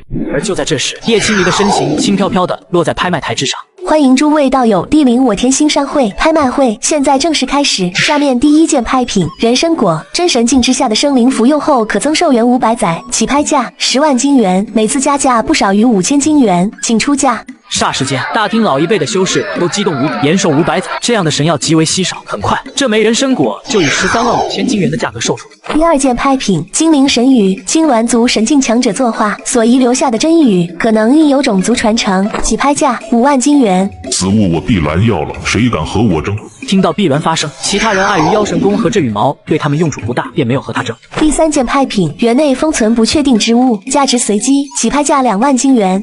此物一出，霎时间场内一众修士皆有些犹豫，只因这园中风物算是一场另类的赌博，若是有好东西则大赚，若是岁月侵蚀，精气耗尽，则是血本无归。而就当这时，系统的提示音突然在陆渊的识海中响彻。检测到宿主当前经历，触发选项奖励：一、拍的此物，奖励紫腐叶；二、不参与竞拍，奖励疗伤类半神药1株。注紫腐叶，先天精华锁链，能够洗涤修士元神，淬炼神功，增强神识力量，请选择。竟然触发选项奖励了，看来这园内封存之物不同寻常。我出3万5千金元，我出5万，5万5千，6万。这妖神宫的人实在可恶，姑爷不要上他的当。无妨，我8万，8万金元，啧啧，不愧是顾家女婿，真是财大气粗啊！既然你这么喜欢，那就拿去吧。这狗东西，找个机会一定要宰了他。最终，陆渊还是凭借这8万金元拿下了这件拍品。紧接着，拍卖会继续进行，不过都是些不值得买的东西，陆渊等人便没有拍。直到第7件的时候，第7件拍品也是本次拍卖会的最后一件拍品，太阴神髓，至阴至寒之物，可助修士修炼同属性的古今功法，名物奥义，妙用良多，起拍价15万金元。我出18万，19万。万出圣女顾青黄，他也对这太阴神髓感兴趣。你这不是废话吗？万出圣地精研混沌之法，天下皆知。太阴太阳化混沌，他为万出圣女必定修有太阴、太阳这样的一卷古经。20万，25万，26万。随着天妖的声音响起，此刻的顾青黄俏脸也是变得冰寒起来。25万金元已是他的最后底线，而且陆渊先前拍下的园中封存之物也花了8万金元，他不得不把这部分额度留出来。唉。算了，随他去吧。竞价到现在已经超出了太阴神髓的价值，不值得与妖神宫怄气。我出27万。陆渊，我们没有那么多。没事，我送给你27万金元。呵呵，万出圣地，什么时候轮到这种小虾米做主了？哈哈哈！看来黄骨废体确实是不能乱修炼，修炼多了对脑子不好。一场拍卖会而已，神智已经开始作乱了。27万金元，知道是什么概念吗？能买你10条命。哪里来的小猫3两只，也敢跟我大呼小叫？黄道龙气，你是在挑战我妖神宫的威严吗？我不是挑战妖神宫，我只是挑战你，找死！天妖眸光森寒，一股恐怖的妖气从体内爆发出来。而就在这剑拔弩张之际，另外一股气机席卷而来，将一切神力波动全部镇压。诸位视我天星山会于无物吗？再敢扰乱会场秩序，后果自负。警告之意十分明显，饶是天妖也不敢无视天星商会在这里大打出手。还不赶紧看看你的手下，识海一溃就返璞归真，成草莽野兽了，以后怕是无法耀武扬威，只能用来拉车了。好，很好，你若有胆量就进古矿潮汐，我会在那里等着你。妖神宫赤壁让的所有人都感到惊讶，不过让人更意外的是，陆家的荒古圣体竟然如此强势。随后，陆渊也凭借着27万金元拍到了太阴神髓。叶小姐，不知以物换物是否可以？当然可以。那这些可够抵纳35万金元。够了，这都是罕见的神阶炼器材料，陆道友可是要全部售卖。卖了，把那35万抵了之后，多出的按金元给我。对于陆渊来说，这种材料虽然珍惜，但现在他还用不到，所以没必要藏着掖着，换成员辅助修炼才是硬道理。而后，此次的拍卖会就此结束，而陆渊他们交易完之后，也是离开了这里。男人明明是一件废铁，却竟然能短短半年就突破到洞天境，其实力更是堪比各大圣地圣子。数日后，神城上空一艘艘捕船此刻已准备就绪，各大势力的人马都准备朝着太初古矿方向开赴而去，但在顾青黄内却是不见陆渊的身影。姑爷都已经闭关5日了，不知道能不能赶得上。赶不上也没关系，入太初古矿外围并无太多机缘，无非就是以人力搬运原矿罢了。让你们久等了。你突破到洞天境了。我运气不错，那园中封印的的确是好东西，炼化之后让我一举开辟了洞天。听到陆渊承认，顾青黄心中更加惊异了。这荒古圣体不仅没有天道枷锁束缚，突破起来好似没有任何瓶颈一般。但就在这时，圣地长老催动了古船，朝着太初古矿快速穿梭而去。不过1个时辰，他们便来到了古矿的外围，而众长老也是在给弟子讲解着一些重要事项。不知过了多久，太初古矿的法则之力中是有了异动。好了，潮汐开始了，你们准备出发，切记3日内必须归来。话音落下，数百名万出圣地的弟子飞快掠入太初古矿。而进到里面之后，陆渊便和圣地分开了。此刻的他虽然很想去找妖神宫的人马，但这古矿过于庞大，想找人怕是没那么容易。哎，反正还有时间，先找原矿吧，总不能空手而归。但没过多久，他就来到了一处矿区，而他面前则是有着几名妖族修士。你是何人？这处原矿已被我等占领，劝你速速退去，不要自找麻烦。打酱油路过的，别紧张，你们继续。大哥，他不就是少公主和3位妖将大人要找的圣体陆渊吗？刚才咋不出手杀了他？杀你！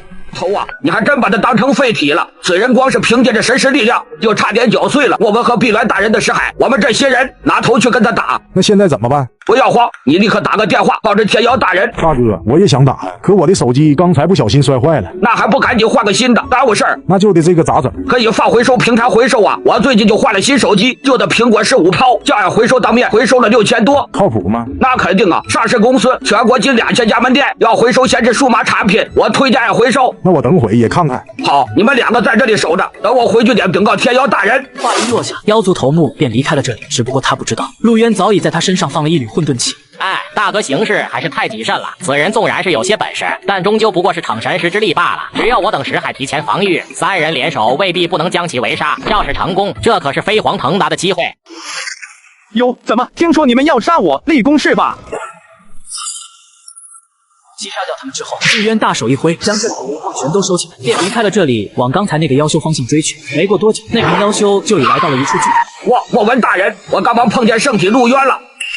在那，那边大概有200多里。好啊，终于是被我逮到了！一介黄骨废体也敢伤我，这次看你往哪里跑！我道是谁？原来是你这手下败将啊！不知死活的东西，竟然还敢来主动寻死！莫非你真以为你能与我匹敌？哼，这句话正是我想说的。你区一介妖修，于我眼中不过阿猫阿狗之流罢了，算得了什么？大胆，凭你也敢对莫文大人不敬？苏护跪下磕头，留你全尸。滚！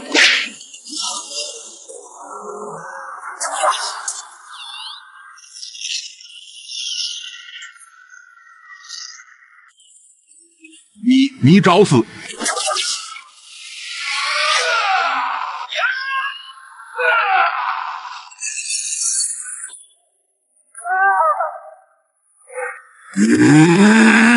陆渊，我要杀了你！妖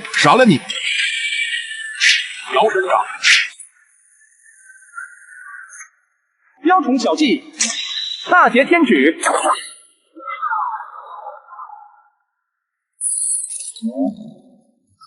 什么？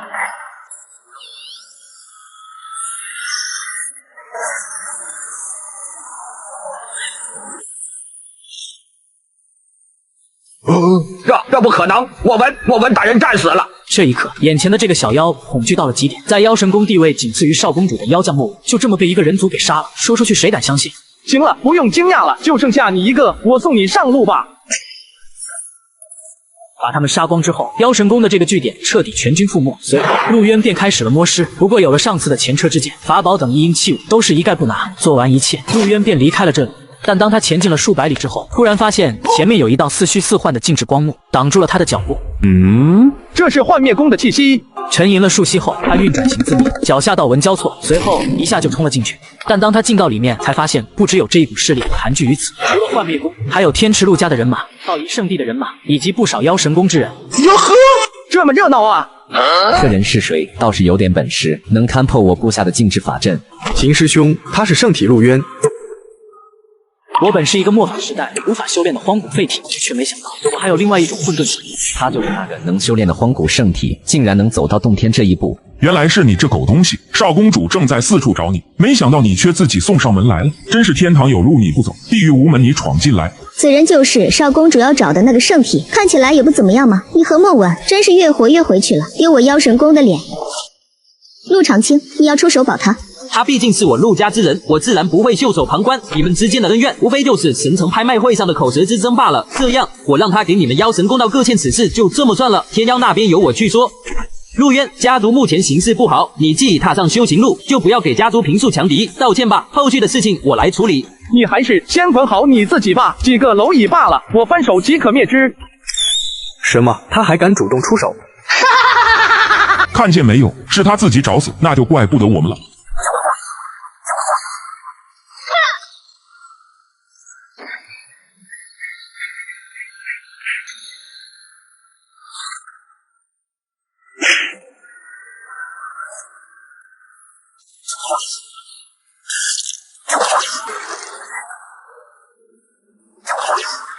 杂毛东西！圣体异象，混沌重青莲。想好。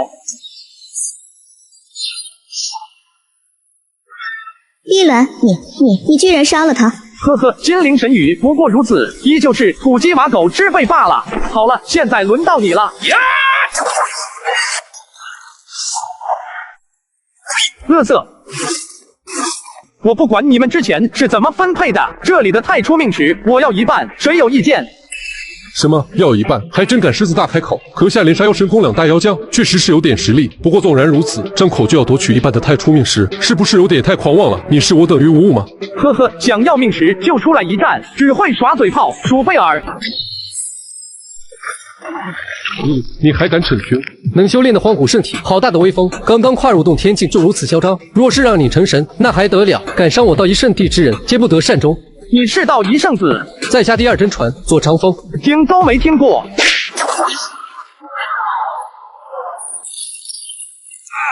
再问一遍，谁有意见站出来说话？多少人都奉陪。夏侯清，你觉得他有胆子杀了我们所有人吗？夏侯清沉默了一瞬，回想起在连云山脉内发生的种种，郑重回应道：“他真敢。”陆长青，你陆家之人如此威风，似乎根本没把你这位序列放在眼里。难道此情此景，你不该说点什么吗？同族之间犯不着为了几块太初命石而操戈，诸位同意，我自然是无所谓，你不必挑拨。听到这话，左长风见自己的心思被看穿，脸色变得更加难看。光靠他自己，怕是无法成事。想到这里，他终是强行将这口气咽了下去，不再多言。哼，都是些瞻前顾后、畏畏缩缩之辈。既然这样，那我就不陪你们玩了。随即，陆渊也不犹豫，直接出手卷走了8块太初命石和2大妖将的储物袋，便在众目睽睽之下离开了这里。离开了那里之后，陆渊便走走停停，前行了不知多少里，直到他来到了这里，看到了一男一女在激烈厮杀，红光烈日，种种玄妙。万出圣地的真传就只有这种程度吗？连太阴太阳之法都不会，真令人失望。狂徒受死！雕虫小技，大劫天旨，给我杀！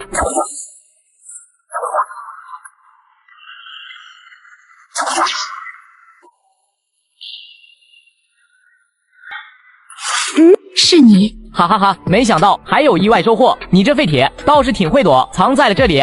陆渊瞥了他一眼，这人他虽然不认识，但是他知道是孟家之人。刚才那记大劫天旨说明了一切，而那女子也是他熟悉之人，赫然便是圣地的真传弟子之一的柳红。怎么样，需要帮忙吗？多谢陆师弟仗义相助，你只需要帮我挡住他半炷香时间即可。陆渊听完没有多说什么，身形一闪，已然出现在了男子的对立面。哼，帮忙就凭你，区区洞天境一重天的修为，也敢与我为敌？不过这样也好，省得像个老鼠一样东躲西藏。孟瑶那家伙说了，你这颗人头值30万金元，我就却之不恭的收下了。遗言说完了吗？找死！什么？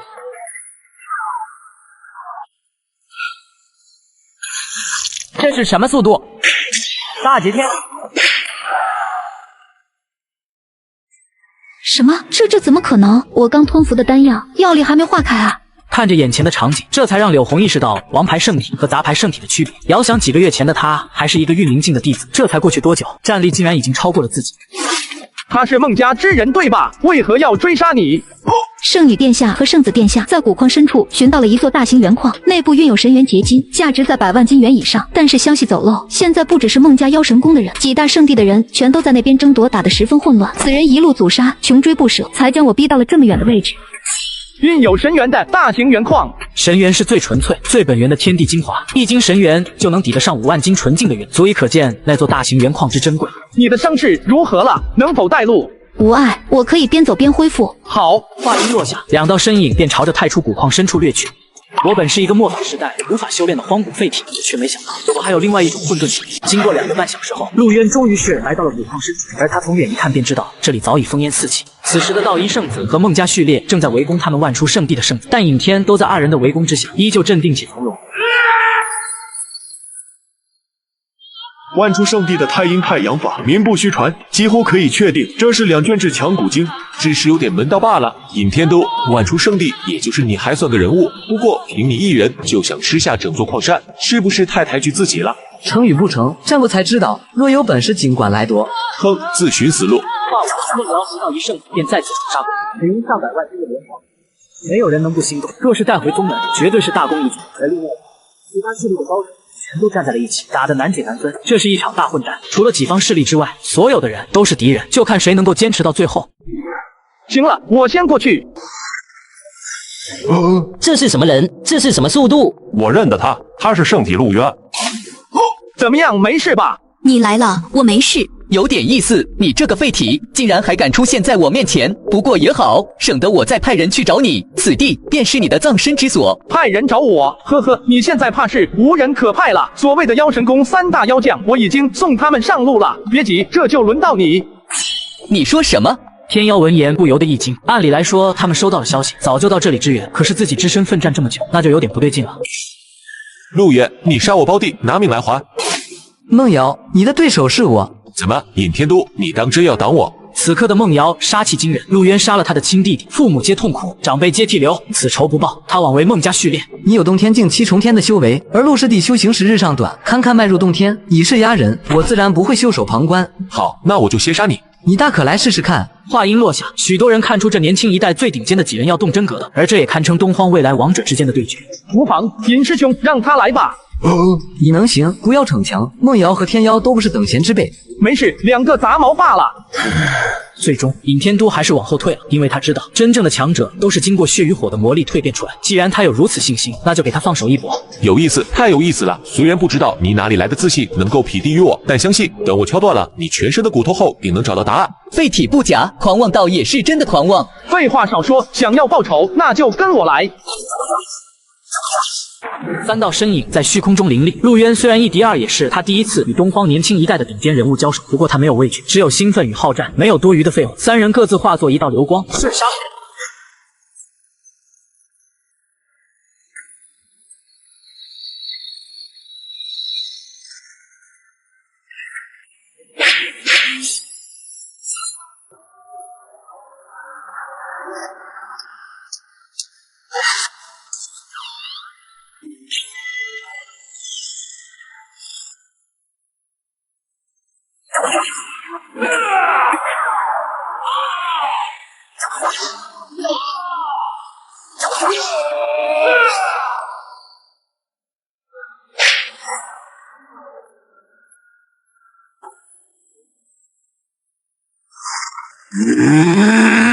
杀陆渊！我要杀了你！我要沐浴圣血成王！化入天妖整个人再次扑杀过去，2人可谓是身经百战，天大所过之处不破败。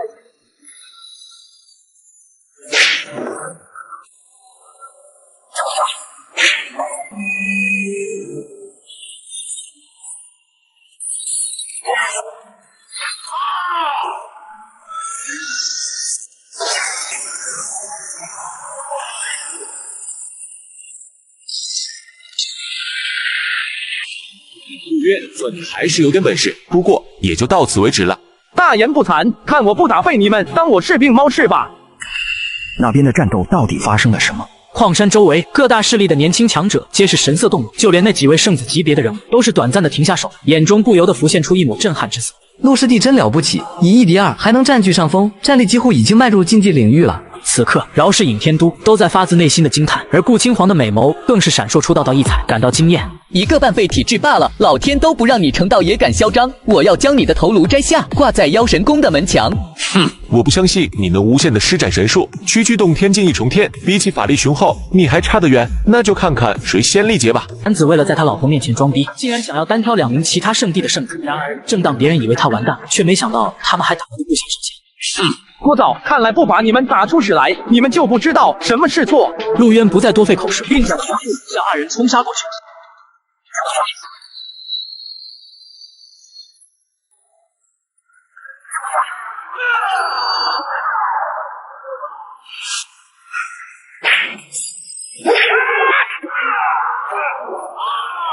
此刻的天妖被连人带锚定在地上，而就在这时，陆渊身后突然传来一声暴喝：“哈哈，给我死！”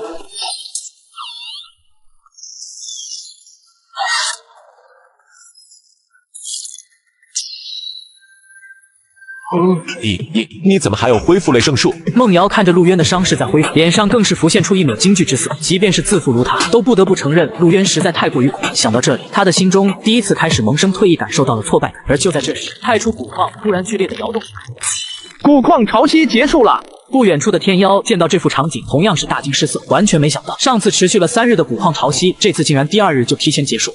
圣体陆渊，算你走运，下次见面我必取你性命。随后，他不再顾虑自身伤势，而梦瑶看天妖走后，也是不再犹豫，跟着离开。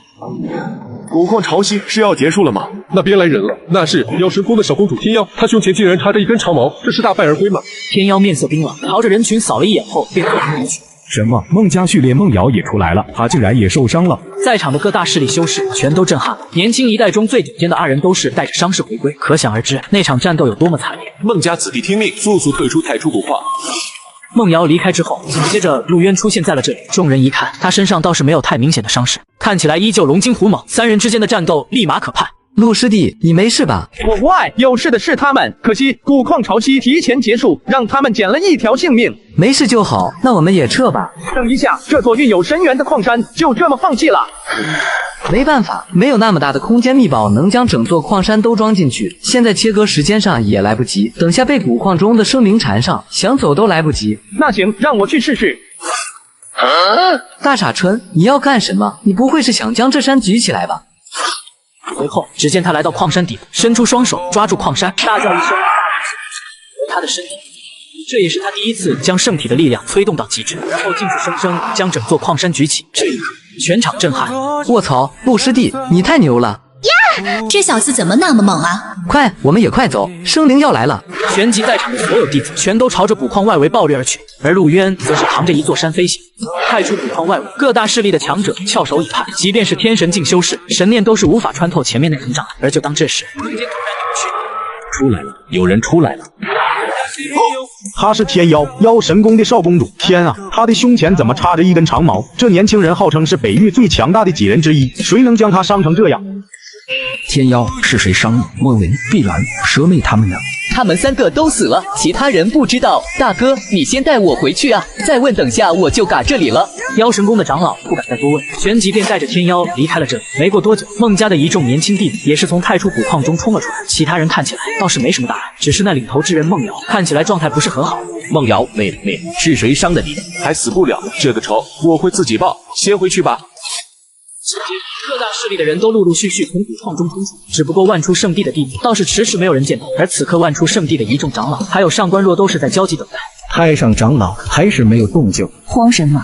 而就当这时，古矿内突然传出异样的响声，这是什么？好像是有什么东西要冲出来了。难道是蛰伏在禁区中的诡异生灵？看这架势，是奔着我们来了。准备布阵。而就当圣地的数位长老正准备出手时，接下来的一幕让他们所有人都傻眼了。只见他们万出圣地的圣体圣灵，不过最后那个却是扛着一座大山。什么？太初古矿里的山都成精了，居然在追杀我圣地弟子！别瞎说，看那山下面有个人。是陆渊，陆渊他竟是将一座矿山给搬了出来。男人只是轻轻一抬手，就把一个大型矿人给扛了起来。而正当圣地长老以为他打了时，却没想到他的出现又让无数人吓了一跳。我靠，这小子怎么把一座矿山搬出来了？牛逼，圣体真牛逼！小家伙做得不错。见过诸位长老。好了，不必多礼。青黄，你先把他扶回去休息。而就当顾金黄想带陆渊走时，上方虚空突然裂开，一张交织着无法可知的真体之从裂缝中探出，想朝着顾金黄和陆渊2人悍然抓去。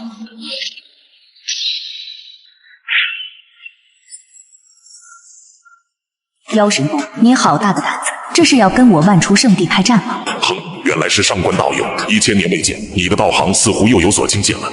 是你这个老不死，几千年的道行还对小辈出手，真是越活越回去了。只是给他个警告罢了，狂妄小辈，好自为之。好了好了，没事了，有我师尊在，不会让任何人伤到你。我先扶你回去休息。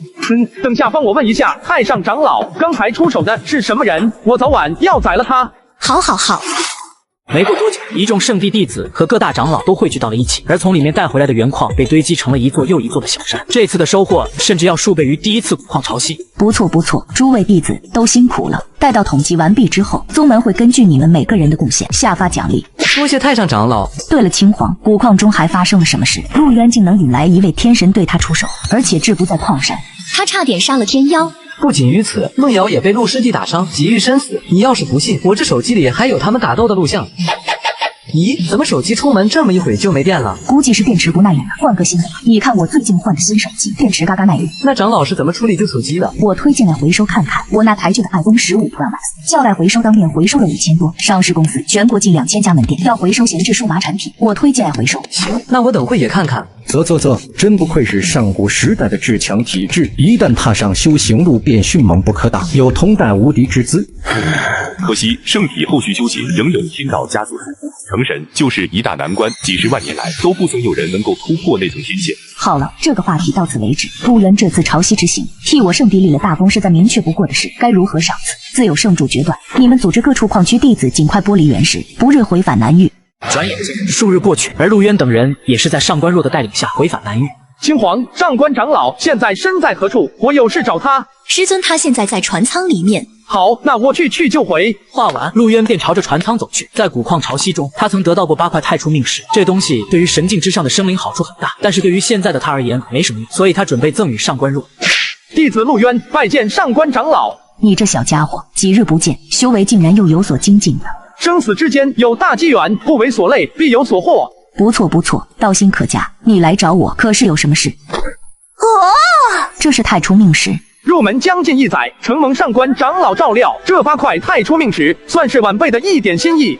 没办法啊，长老，主要是我太想进步了。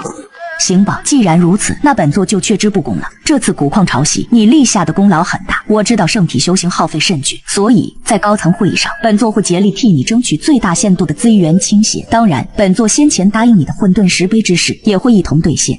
多谢上官长老。陆渊顿时一喜，只因那半卷混沌古经对于他至关重要。若是能够成功修行，他便可以用混沌法横行天下，不再束手束脚。2个半时辰后，众人也安全回到了圣地，而圣地高层得知此次的情况，此刻也全都聚集在一起，准备商讨这次的资源分配方案。2次古矿潮汐，我圣地供获原石800多万斤，这其中有将近一半是陆渊带回来的，该如何分配？都说说吧。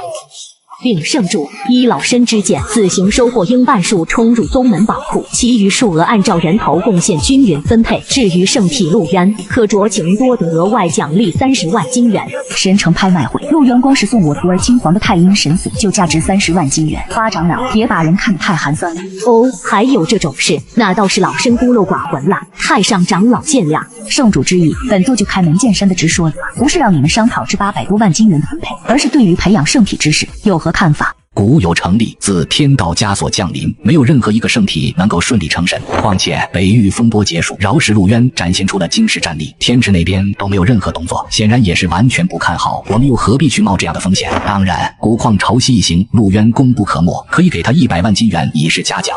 上官长老，你意如何？少了，修炼之途本就是逆天而行，前人先例未必不能被打破。本座对陆渊倒是很有信心。先不说他以后能否打破桎梏顺利成神，从另外一个角度来看，他与青黄若是能诞下先天圣体的太子嗣，这样的体质，成圣几乎是板上钉钉，不是几百万金元可以比拟。昨日老祖传念于我，近来天地法则略有减弱，根据以往之鼓励，只有2种可能：一是当时大地寿元枯竭，即将作化，那位无上存在，成道不过7000载，且有不死药相伴，这一点几乎不可能；二是当时大地有意自斩，化为禁区至尊还道于天。老祖推测，第2种可能性非常大，短则30-50年，长则100年，黄道法则散去，又一大事即将开启。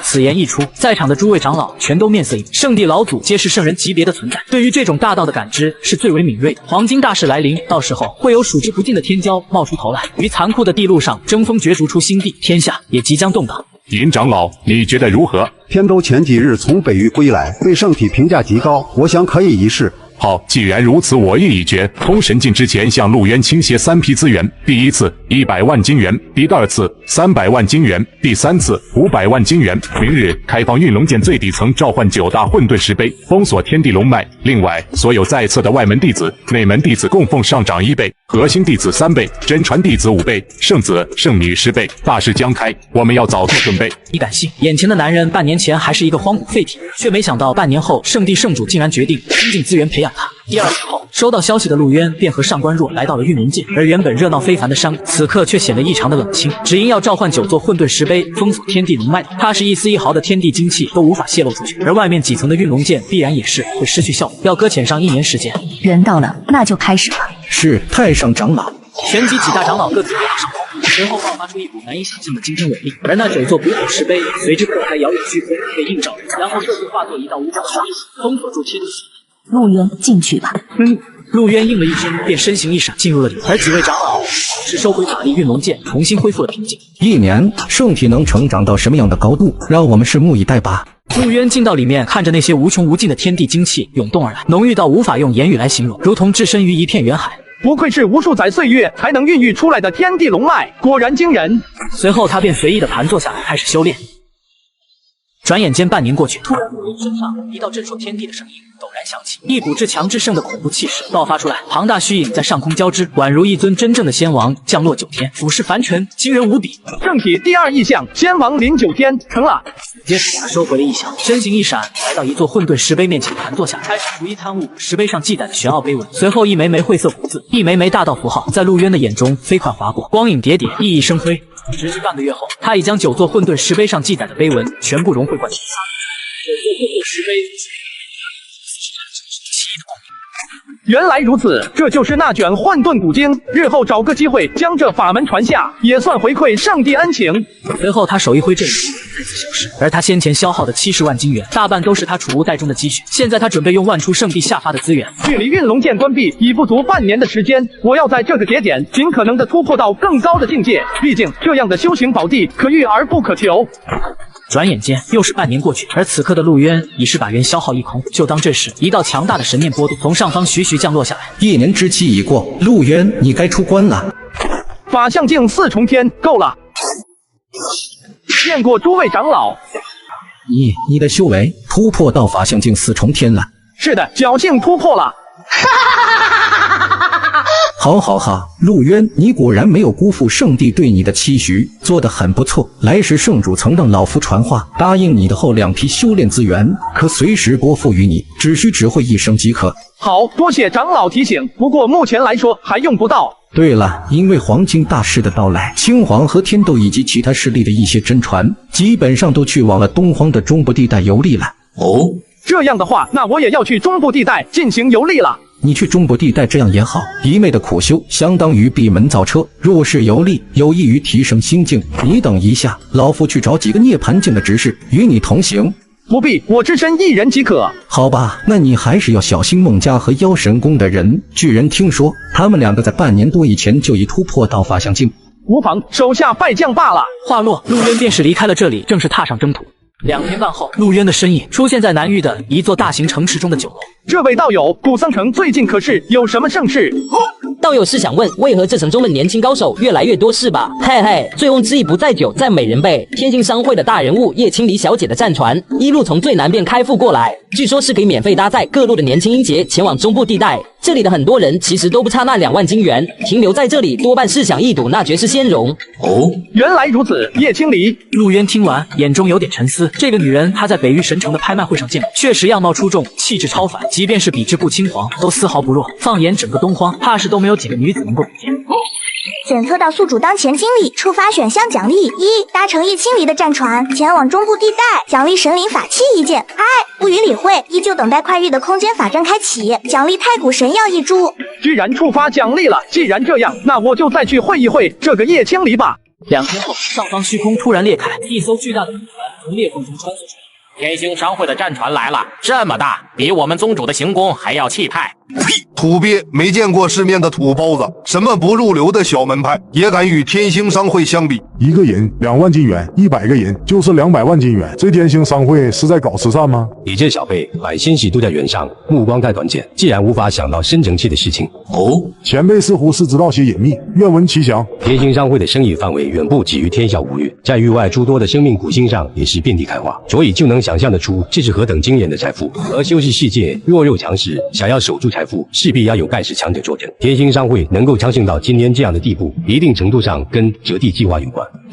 在地前辈，何为折地计划？黄金大事，茫茫宇宙，一代集选3-5人。那古往今来，可曾有真正的大帝与天星商会有渊源？老夫若是知道，还会在这里跟你们这些小辈闲聊打屁吗？早就脱离古星，和有性爱去了。原来是个半吊的，我还以为是个高手。诸位道友，古船将启开往东荒的中部地带，古龄30岁以下，有能力自行飞上船的，即可免费搭乘，限时1炷香。男人为了省钱，竟然想坐富婆的顺风船，但让他没想到的是，昔日的情敌也在船上。小天，原来你也在啊！你好啊！你这废体，竟然还敢在我面前出现！手下败将也敢逞凶，要不是在天星商会的船上，我现在就宰了你。上次北域一战是我大意，这次你就没那么好运了，下船你必死无疑。小辈，人狂定有天收，得罪我姚神公，你没有未来可言。妖神宫是没人了吗？就派2个这种货色的老妖来保护你，起码也得是通神境才能保你不亡。牙尖嘴利，这圣体是真的狂啊！一上来就挑衅天妖，是妖神宫的2大护法于无物，气魄着实不小。陆道友，真是人生何处不相逢，自神成一边，我们又见面了。原来是叶小姐。怎么，二位似乎是在挑剔我天星商会的战船狭窄，2大圣子级别的天骄人物竟然挤在这里。叶小姐说笑了，天星商会的面子自然还是要给的。你我之间的恩怨，到了中部再解决，好好珍惜你活着的最后时光吧。你也是，准备好遗言，下船之后我会送你上路。天妖体跟圣体在上古时代也通常都是死对头，一个代表妖族最强肉身，一个代表人族体魄极境。在如今这个时代，能看见这2种体质争锋，实在是难得。哦，叶小姐似乎对圣体一脉了解颇多。当然，我天星商会的先辈们也曾培养过一位圣体，这并非什么秘密。陆道友若是想知道圣体成神大劫之事，我也可免费奉道。那便请叶小姐为陆某解答一番。好，陆道友随我来吧。陆渊便随着叶清礼来到了战船上的内厅。叶小姐方才所说的成神大劫，具体是指什么？2大劫难：先天道土与49天劫。49天劫轰杀肉身，先天道土阻碍元神。很难吗？非常难，基本上是必死之局。当初我天星商会培养的那位圣体，同样是精彩绝艳，但是很可惜，依旧是倒在了大劫之下。他几乎已经度过了49天劫，肉身踏入通神之境。不过先天道土带有天道意志，会有秩序神链降临抹杀一切，根本不是涅槃境的生灵所能抵挡。原来如此。陆渊听完，面色依旧平静。这对于他而言不是什么难题，只因混沌之道凌驾于万道之上，强大到能够破开枷锁，强行正道。原本我以为陆道友得知这样的隐秘，难免会心生惶恐，有些顾虑，但看到你却依旧如此平静波澜不惊，如此强大的道心，着实令清离钦佩。叶小姐谬赞，只是车到山前必有路，多此无益罢了。感谢叶小姐的告知，那我便先离去了。随后，待陆渊离去之后，福伯突然出现在了这里。小姐，一个末法时代的圣体而已，值得我天星商会区别对待吗？第一次在北域见到他，我就有一种强烈的直觉，这个人没有表面上的那么简单，在一些无关紧要的小事上，卖个人情给他，总归来说不是坏事。是什么样的直觉？福伯闻言，神色郑重了几分。他知道自家小姐修行了一种盖世灵术，能够探查出常人无法感知到的东西。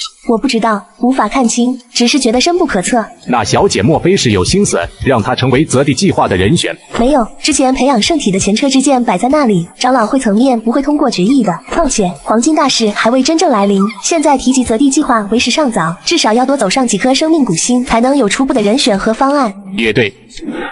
系统领取奖励，恭喜宿主完成选项1，奖励神灵法器1件。看来这是天意啊！之前我在古矿演化出了一杆长矛，差点将天妖钉死在那里。这次系统就给了我一件真正的战矛神兵，这天妖的死状我已经能预料到了。时间匆匆流逝，天星商会的战船经过了7日之后，终于是到达东荒中部，最后在一座气势雄浑的巨城上方停留下。终于到了，看紧那小子，别让他跑了。放心，少公主，只要他敢下船，便插翅难逃。城外800里，作为尔等的葬身之地，可好？小贝，你以为你能跑得出800里吗？不需你们，我要亲自出手屠掉此人，沐浴圣血，洗刷耻辱。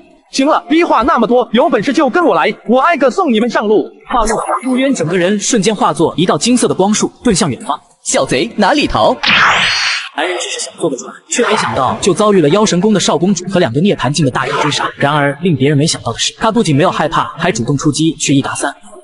嘿嘿，跑啊！看你怎么跑！你们2个封锁这片空间，别让他继续跑了，我自己一人去杀了他。少公主小心，圣体不发，不要情敌。宿敌救援，今日一并了结。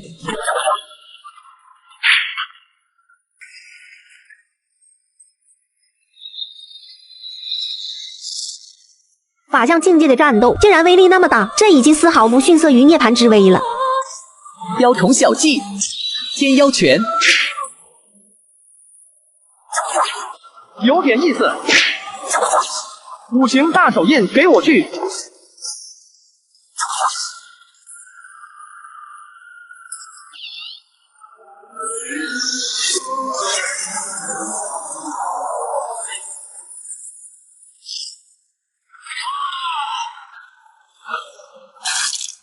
这怎么可能？那种级别的玄术，他竟然能在一瞬间发动好几次，而且连施法动作都没有，全都是瞬发顺畅，这太惊人了！什么？怎么样？看你踏入法相境的天妖体，也不过如此吗？还不是被当狗一样打？既然这样，那便送你上路罢了。真当我怕你不成？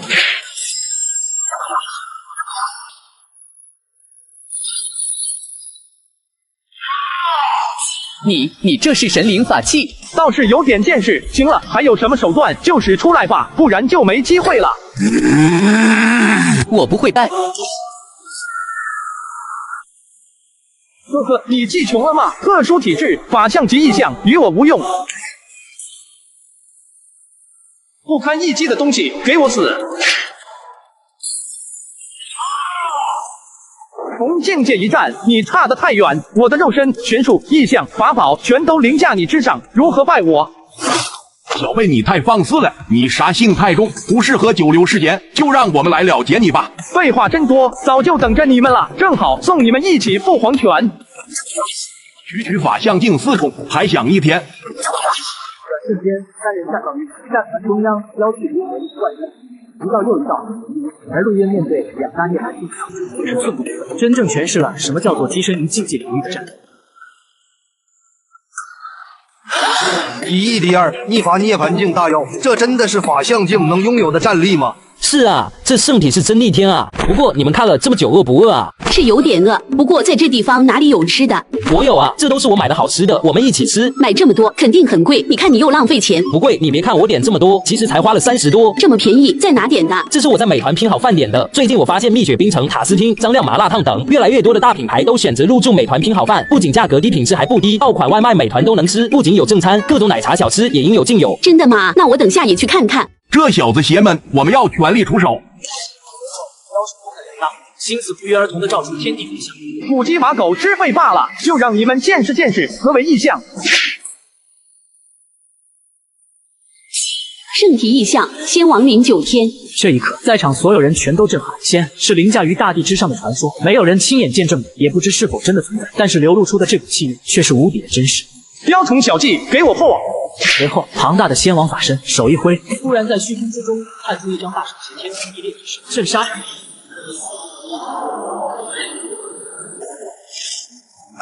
此刻的2人又惊又怒，完全没想到自己辛苦淬炼的神通法相，在圣体异象面前竟然如此的不堪一击。但还没等他们惊讶，陆渊就以迈步冲杀至面前。刹那间，这一幕场面被在场的一众年轻高手亲眼目睹，心中全都发寒。2大涅槃境的老辈强者就这么轻易的被屠掉，甚至比天妖落败的速度还要快上不少。这就是竞技领域的战力吗？能够无视大境界阻碍，逆天功法，短短1年时间，圣体就已成长到了如此高度。年轻1辈中，还有谁人能挡？而做完一切之后的陆渊便再次落在天妖旁边，而此刻的天妖就如同待宰的羔羊，任人宰割，无力抗衡。大事将开，我本能正道，却是倒在了这里，无心不甘，无心不甘啊！这就是你的遗言吗？既然如此，那就上路吧。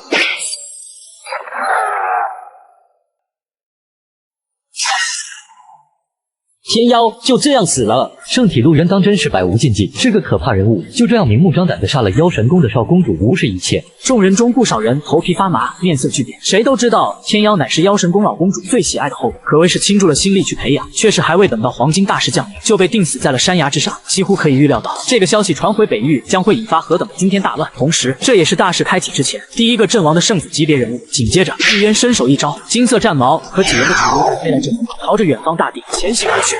来人只是随手杀了个几个妖怪，却没想到其中竟是妖族少公主。而当消息传到妖神宫老公主这里时，此刻的她可谓是雷霆震怒。随后她便气血发照，来人，给我派出神境之上的强者寻找圣体陆渊，然后不顾一切将其绝杀。你说什么？天妖死了？是的，死于天关城800里之外。同行的2位涅槃境护法尽皆战死。1年时间，他竟然也走到了这一步。不是说荒古圣体修行缓慢的吗？光论境界而言，都快超过我了。怎么，他就是上次打伤你的那人？没错，就是他。真是稀奇，在这个时代，竟还有人不计教训去培养圣体，有点意思。若是在中部见到此人，我帮你斩了他。眼前男子云淡风轻的开口，仿佛斩杀一个法相近的圣体，对于他而言是一件微不足道的小事一样。但孟瑶最终还是将话咽了回去，没有多说什么。转眼间半个月之后，陆渊一路前行，来到了这里这个奇异之地。各位道友，请问这里是什么地方？哦，这里啊，这里是黄金岭。黄金岭这个名字很古怪，有什么由来吗？具体情况在下也不是很清楚。相传这是太古时代的一位黄金古族至尊作画之所，那位是强者在晚年时画到解体，他的血染红了高天与平原，他的古画做了2侧的大院，这里还有一座黄金天梯，是他的脊椎骨所画，攀升到一定高度，打破即定能获得大造化，所以很多修士都来过此地寻求机缘。哦，原来如此。这几人的谈话正好被不远处的陆渊尽收而，但令他没想到，在这里都能碰到娘家人。那名青年男子，赫然便是曾经在神城有过一面之缘的顾星河人。居然是他！那熊猫头你认识？别乱说，那是青黄族界的道侣圣体陆渊。哦，他就是那个圣体。斩杀天妖的事迹已经传开，妖神宫派出的高手正在四处搜寻，他竟然还敢堂而皇之的出现在人多之地，连容貌都未曾改变，气魄当真不俗。走吧，既然遇见了，就去打个招呼。时隔1年多未见，陆兄风采依旧啊！好久不见，姐夫好。这位是？他和青黄族姐同出一脉，算是表亲。这次是随我一起来中部游历的。我叫顾子明，久仰姐夫圣体大名，希望以后在东荒大地遇见，能多多关照小妹。而就当这时，上方虚空一阵剧烈的摇摆，只见裂缝中出现了几道人影。是他，苍蓝圣地的新晋圣子廖成风。黄金天梯，不知这一次我能走到哪里？徐老，离帆之前登到了哪里？回圣子73阶。下一瞬间，廖成风身形一闪，径直冲入天梯，然后开始疾走。好快的速度，数息间就登上了10几层阶梯。而就当廖成风势头迅猛之际，不远处的陆渊和顾星河全都纷纷开始登梯。第一次踏上，就有一股沉重的压力顿时从4面8方笼罩过来。陆渊的身形停留了一瞬，察觉到了此地的奇异。原来如此，这里规则之力在束缚着登梯之人，但这种束缚又与境界无关，它会随着登梯之人修为的高低，降下不同程度的压迫感，在考验极境之力。弄清楚一切后，他的整个天梯镜头掠去，那种速度极为惊人。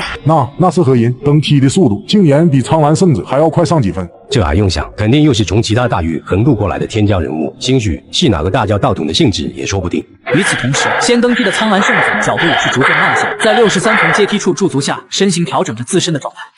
不自量力的东西。苍蓝圣子瞥了身后的2人一眼，冷哼一声。但陆渊此刻对他的心思根本没有理会，他一边感应着奇异的法则，一边埋头前行。61阶了，他还在前行。不愧是圣体，肉身无双，体魄惊世，不动用一丝一毫的神力就能走到这里。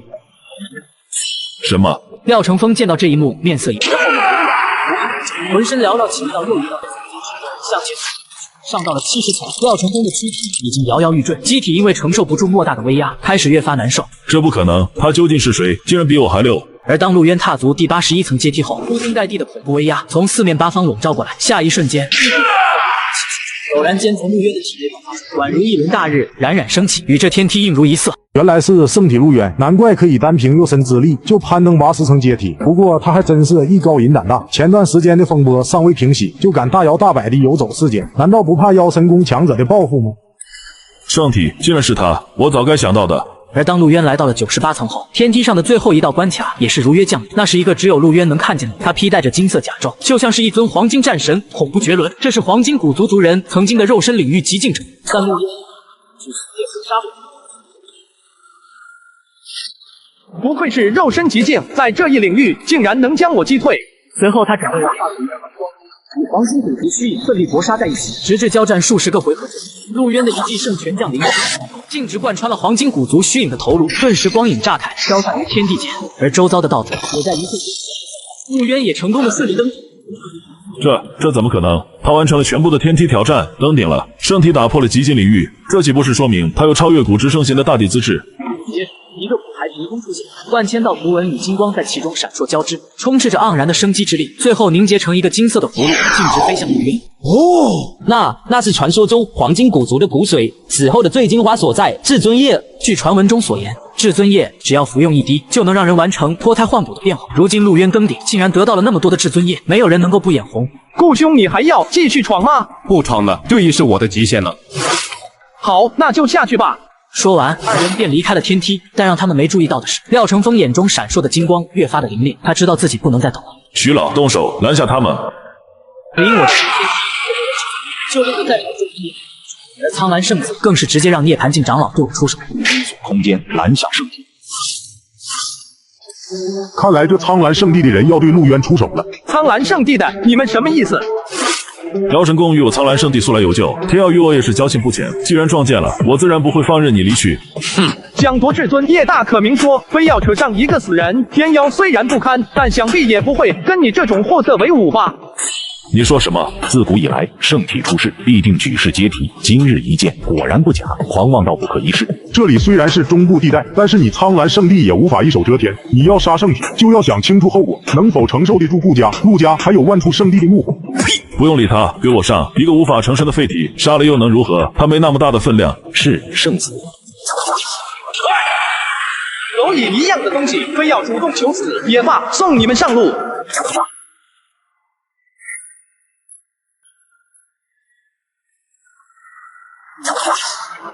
你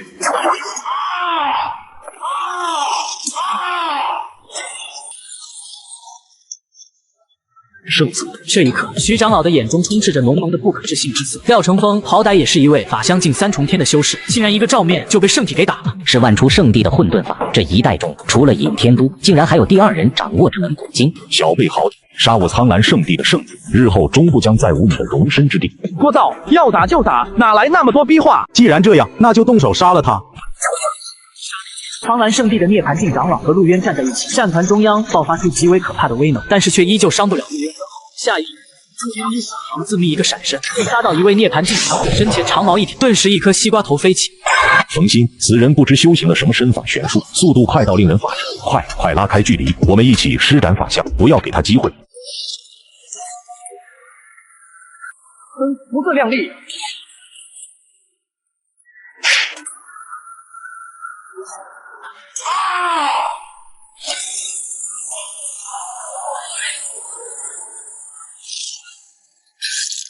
这是传说中的圣体异象，仙王临9天，大劫天曲。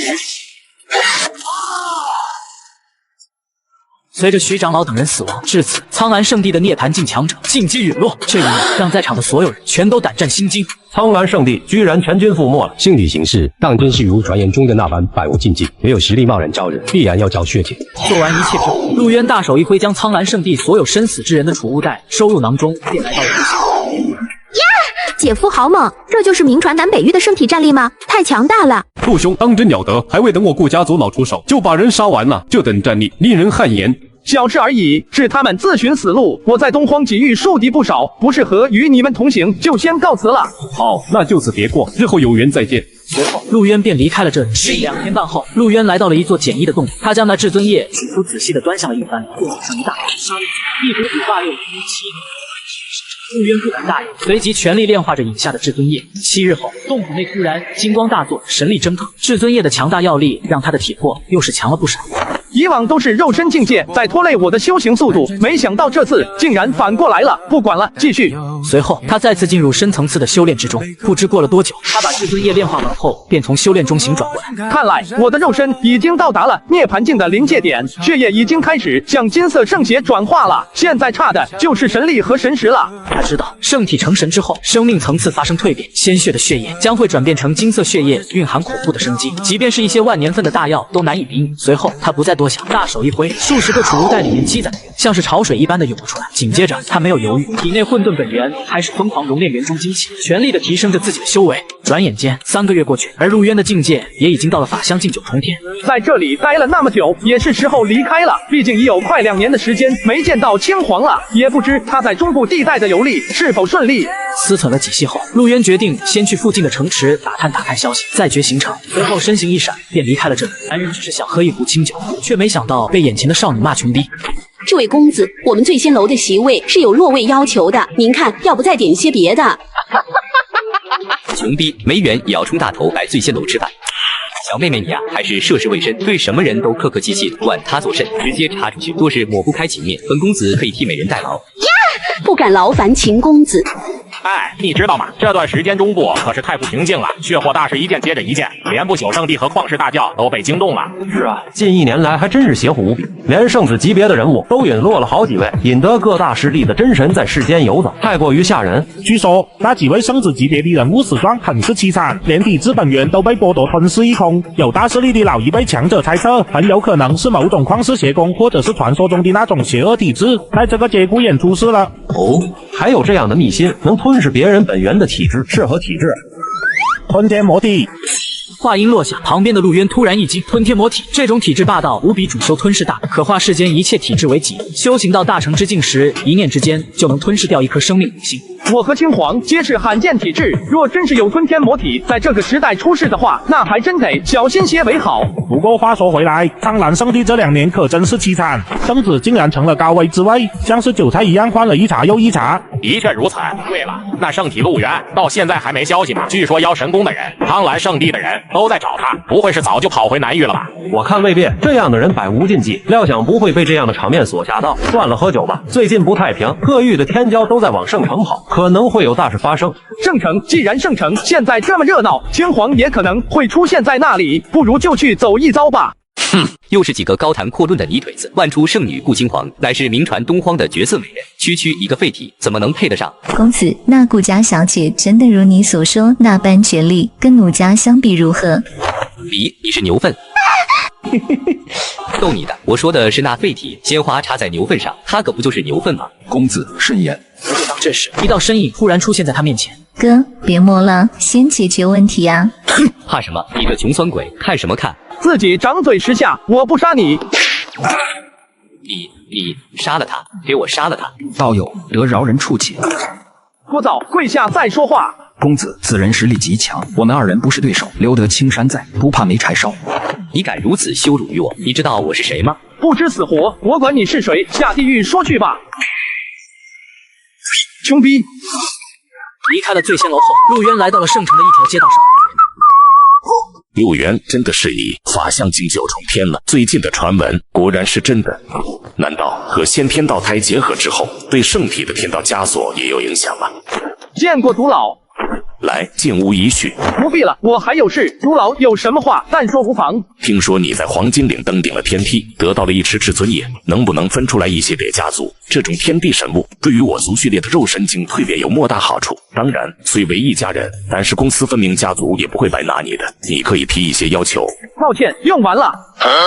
1池的至尊液全都用完了。对啊，不然我的修为不会提升的这么快。当然，也有一些喝不下的，我拿来洗脚了。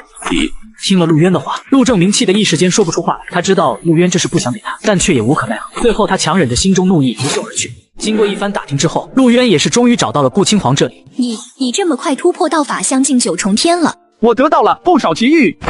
这是至尊液，是在黄金岭的天梯所得吗？这你收下吧。呀，这太贵重了。以我们的关系，大可不必在这种小事上斤斤计较，收下吧。前段时间传得沸沸扬扬的吞天魔体一事，有没有波及到你？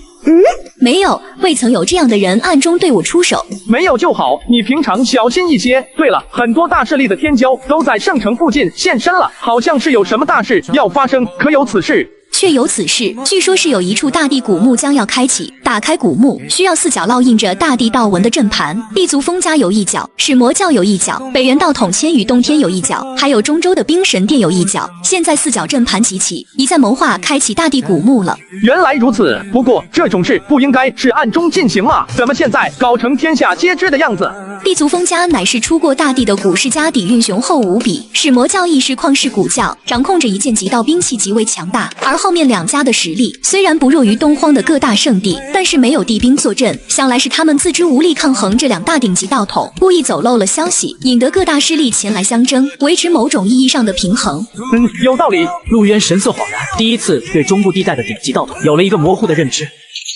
检测到宿主当前经历，触发选项奖励：1. 与诸强相争，进入大地古墓内争夺机缘造化，奖励上古圣术6道轮回拳。2. 地大势锋芒，悬球自保，奖励圣兵9色琉璃甲1件。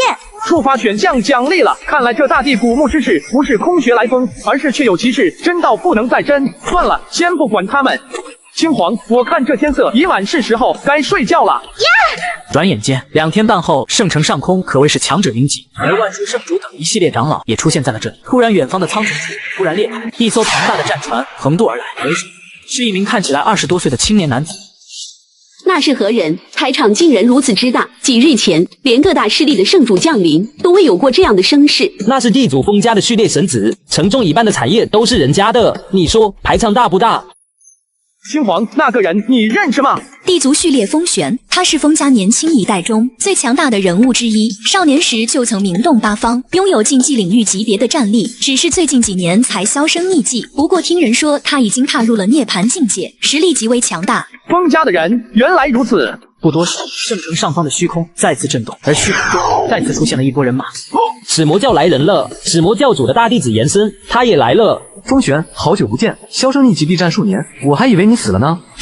你死我都不会死。千羽洞天冰神宫的人何在？就当封家长老话音落下，圣城顿时出现数道身影显化在半空。我们准备好了，随时可以出发。那就启程吧。话音落下，各路人马开始撕裂开虚空，向远方急速遁去。2日后，一众大势力的人马到达了一处空旷到无际的平原地带。动手吧！话音落下之际，4块古铁阵盘同时从4大势力中飞出，在无数道目光下，阵盘合为一。这地理世界果然有玄妙，这里面有黄道法则之力，会压制世间的诸多大道。这地理世界会压制大道法则之力，相当于年轻一辈强者争斗的舞台。本座就不去了。当然，你们若想下去，可自行前往。若是圣体与圣女殿下需要护送，老夫倒可与他们随行。反正就这一把老骨头了，折腾散了也就散了吧。尹长老可以随你们前去，需要同行吗？多谢尹长老好意，弟子无需护送，可独自前往。这好吧，你们万事小心。可惜天都不在这里，无法跟你们并肩作战。大地古墓，我倒要看看有何出奇之处。话落，严森竟是不顾周遭人的反应，第一个纵身飞出，冲了下去。严森，快，你们快跟上他！话音落下，一众始魔教的人马纷纷逐跃而起，向入口处冲去。与此同时，其他圣地世家等等势力都各自化作一道迅捷的流光俯冲下去。进去之后，陆渊等人发现这处遗迹格外的壮观，像是一片大峡谷，每一条道的尽头处都是能通往一座偏殿，错综复杂。这里这么大，我们要分开行动吗？青黄，你意下如何？分开行动吧，如此之多的殿宇，我们若是全都集在一起，怕是很难有什么大收获。好，那就分头行动。经过2个半小时后，陆渊来到了一处殿宇之前。这里虽然装修得很好，但好像没有好东西啊。嘿，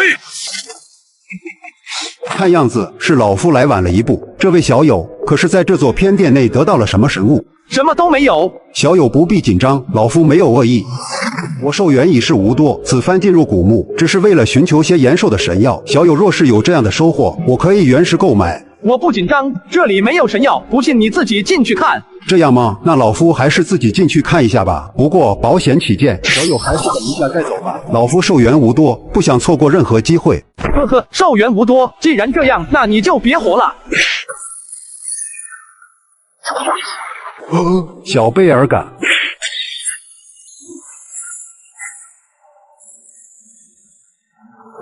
小子还算有点本事，但也就有点了。哼，老东西手段倒是不少。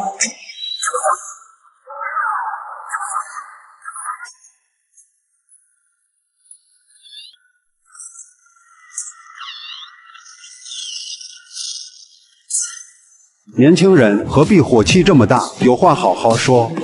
老邓跟阎王说去吧。虽然陆渊贯穿了老者的头颅，但他却没有立即身死。一团银白发亮的光团从陨落的肉身中脱离出来。这就是元神吗？陆渊知道，神境之上的修士神宫内会诞生出元神，即便是肉身受损，也能自主的剥离出来，不算真正意义上的生死。旋即他屈指一点，一道光束从他指尖迸射出，老者的元神顷刻间被洞穿。他察觉到一股霸道无比的力量在破灭他的一切力量，瓦解一切生机，但又无法阻挡。没过几息时间，光团化作点点光华，消散于虚空中。至此为止，一位神境修士才算真正的陨落。好好待在家养老不行吗？非要自己找死？随后陆渊大手一挥，将那老者的储物袋射入手中，而后头也不回的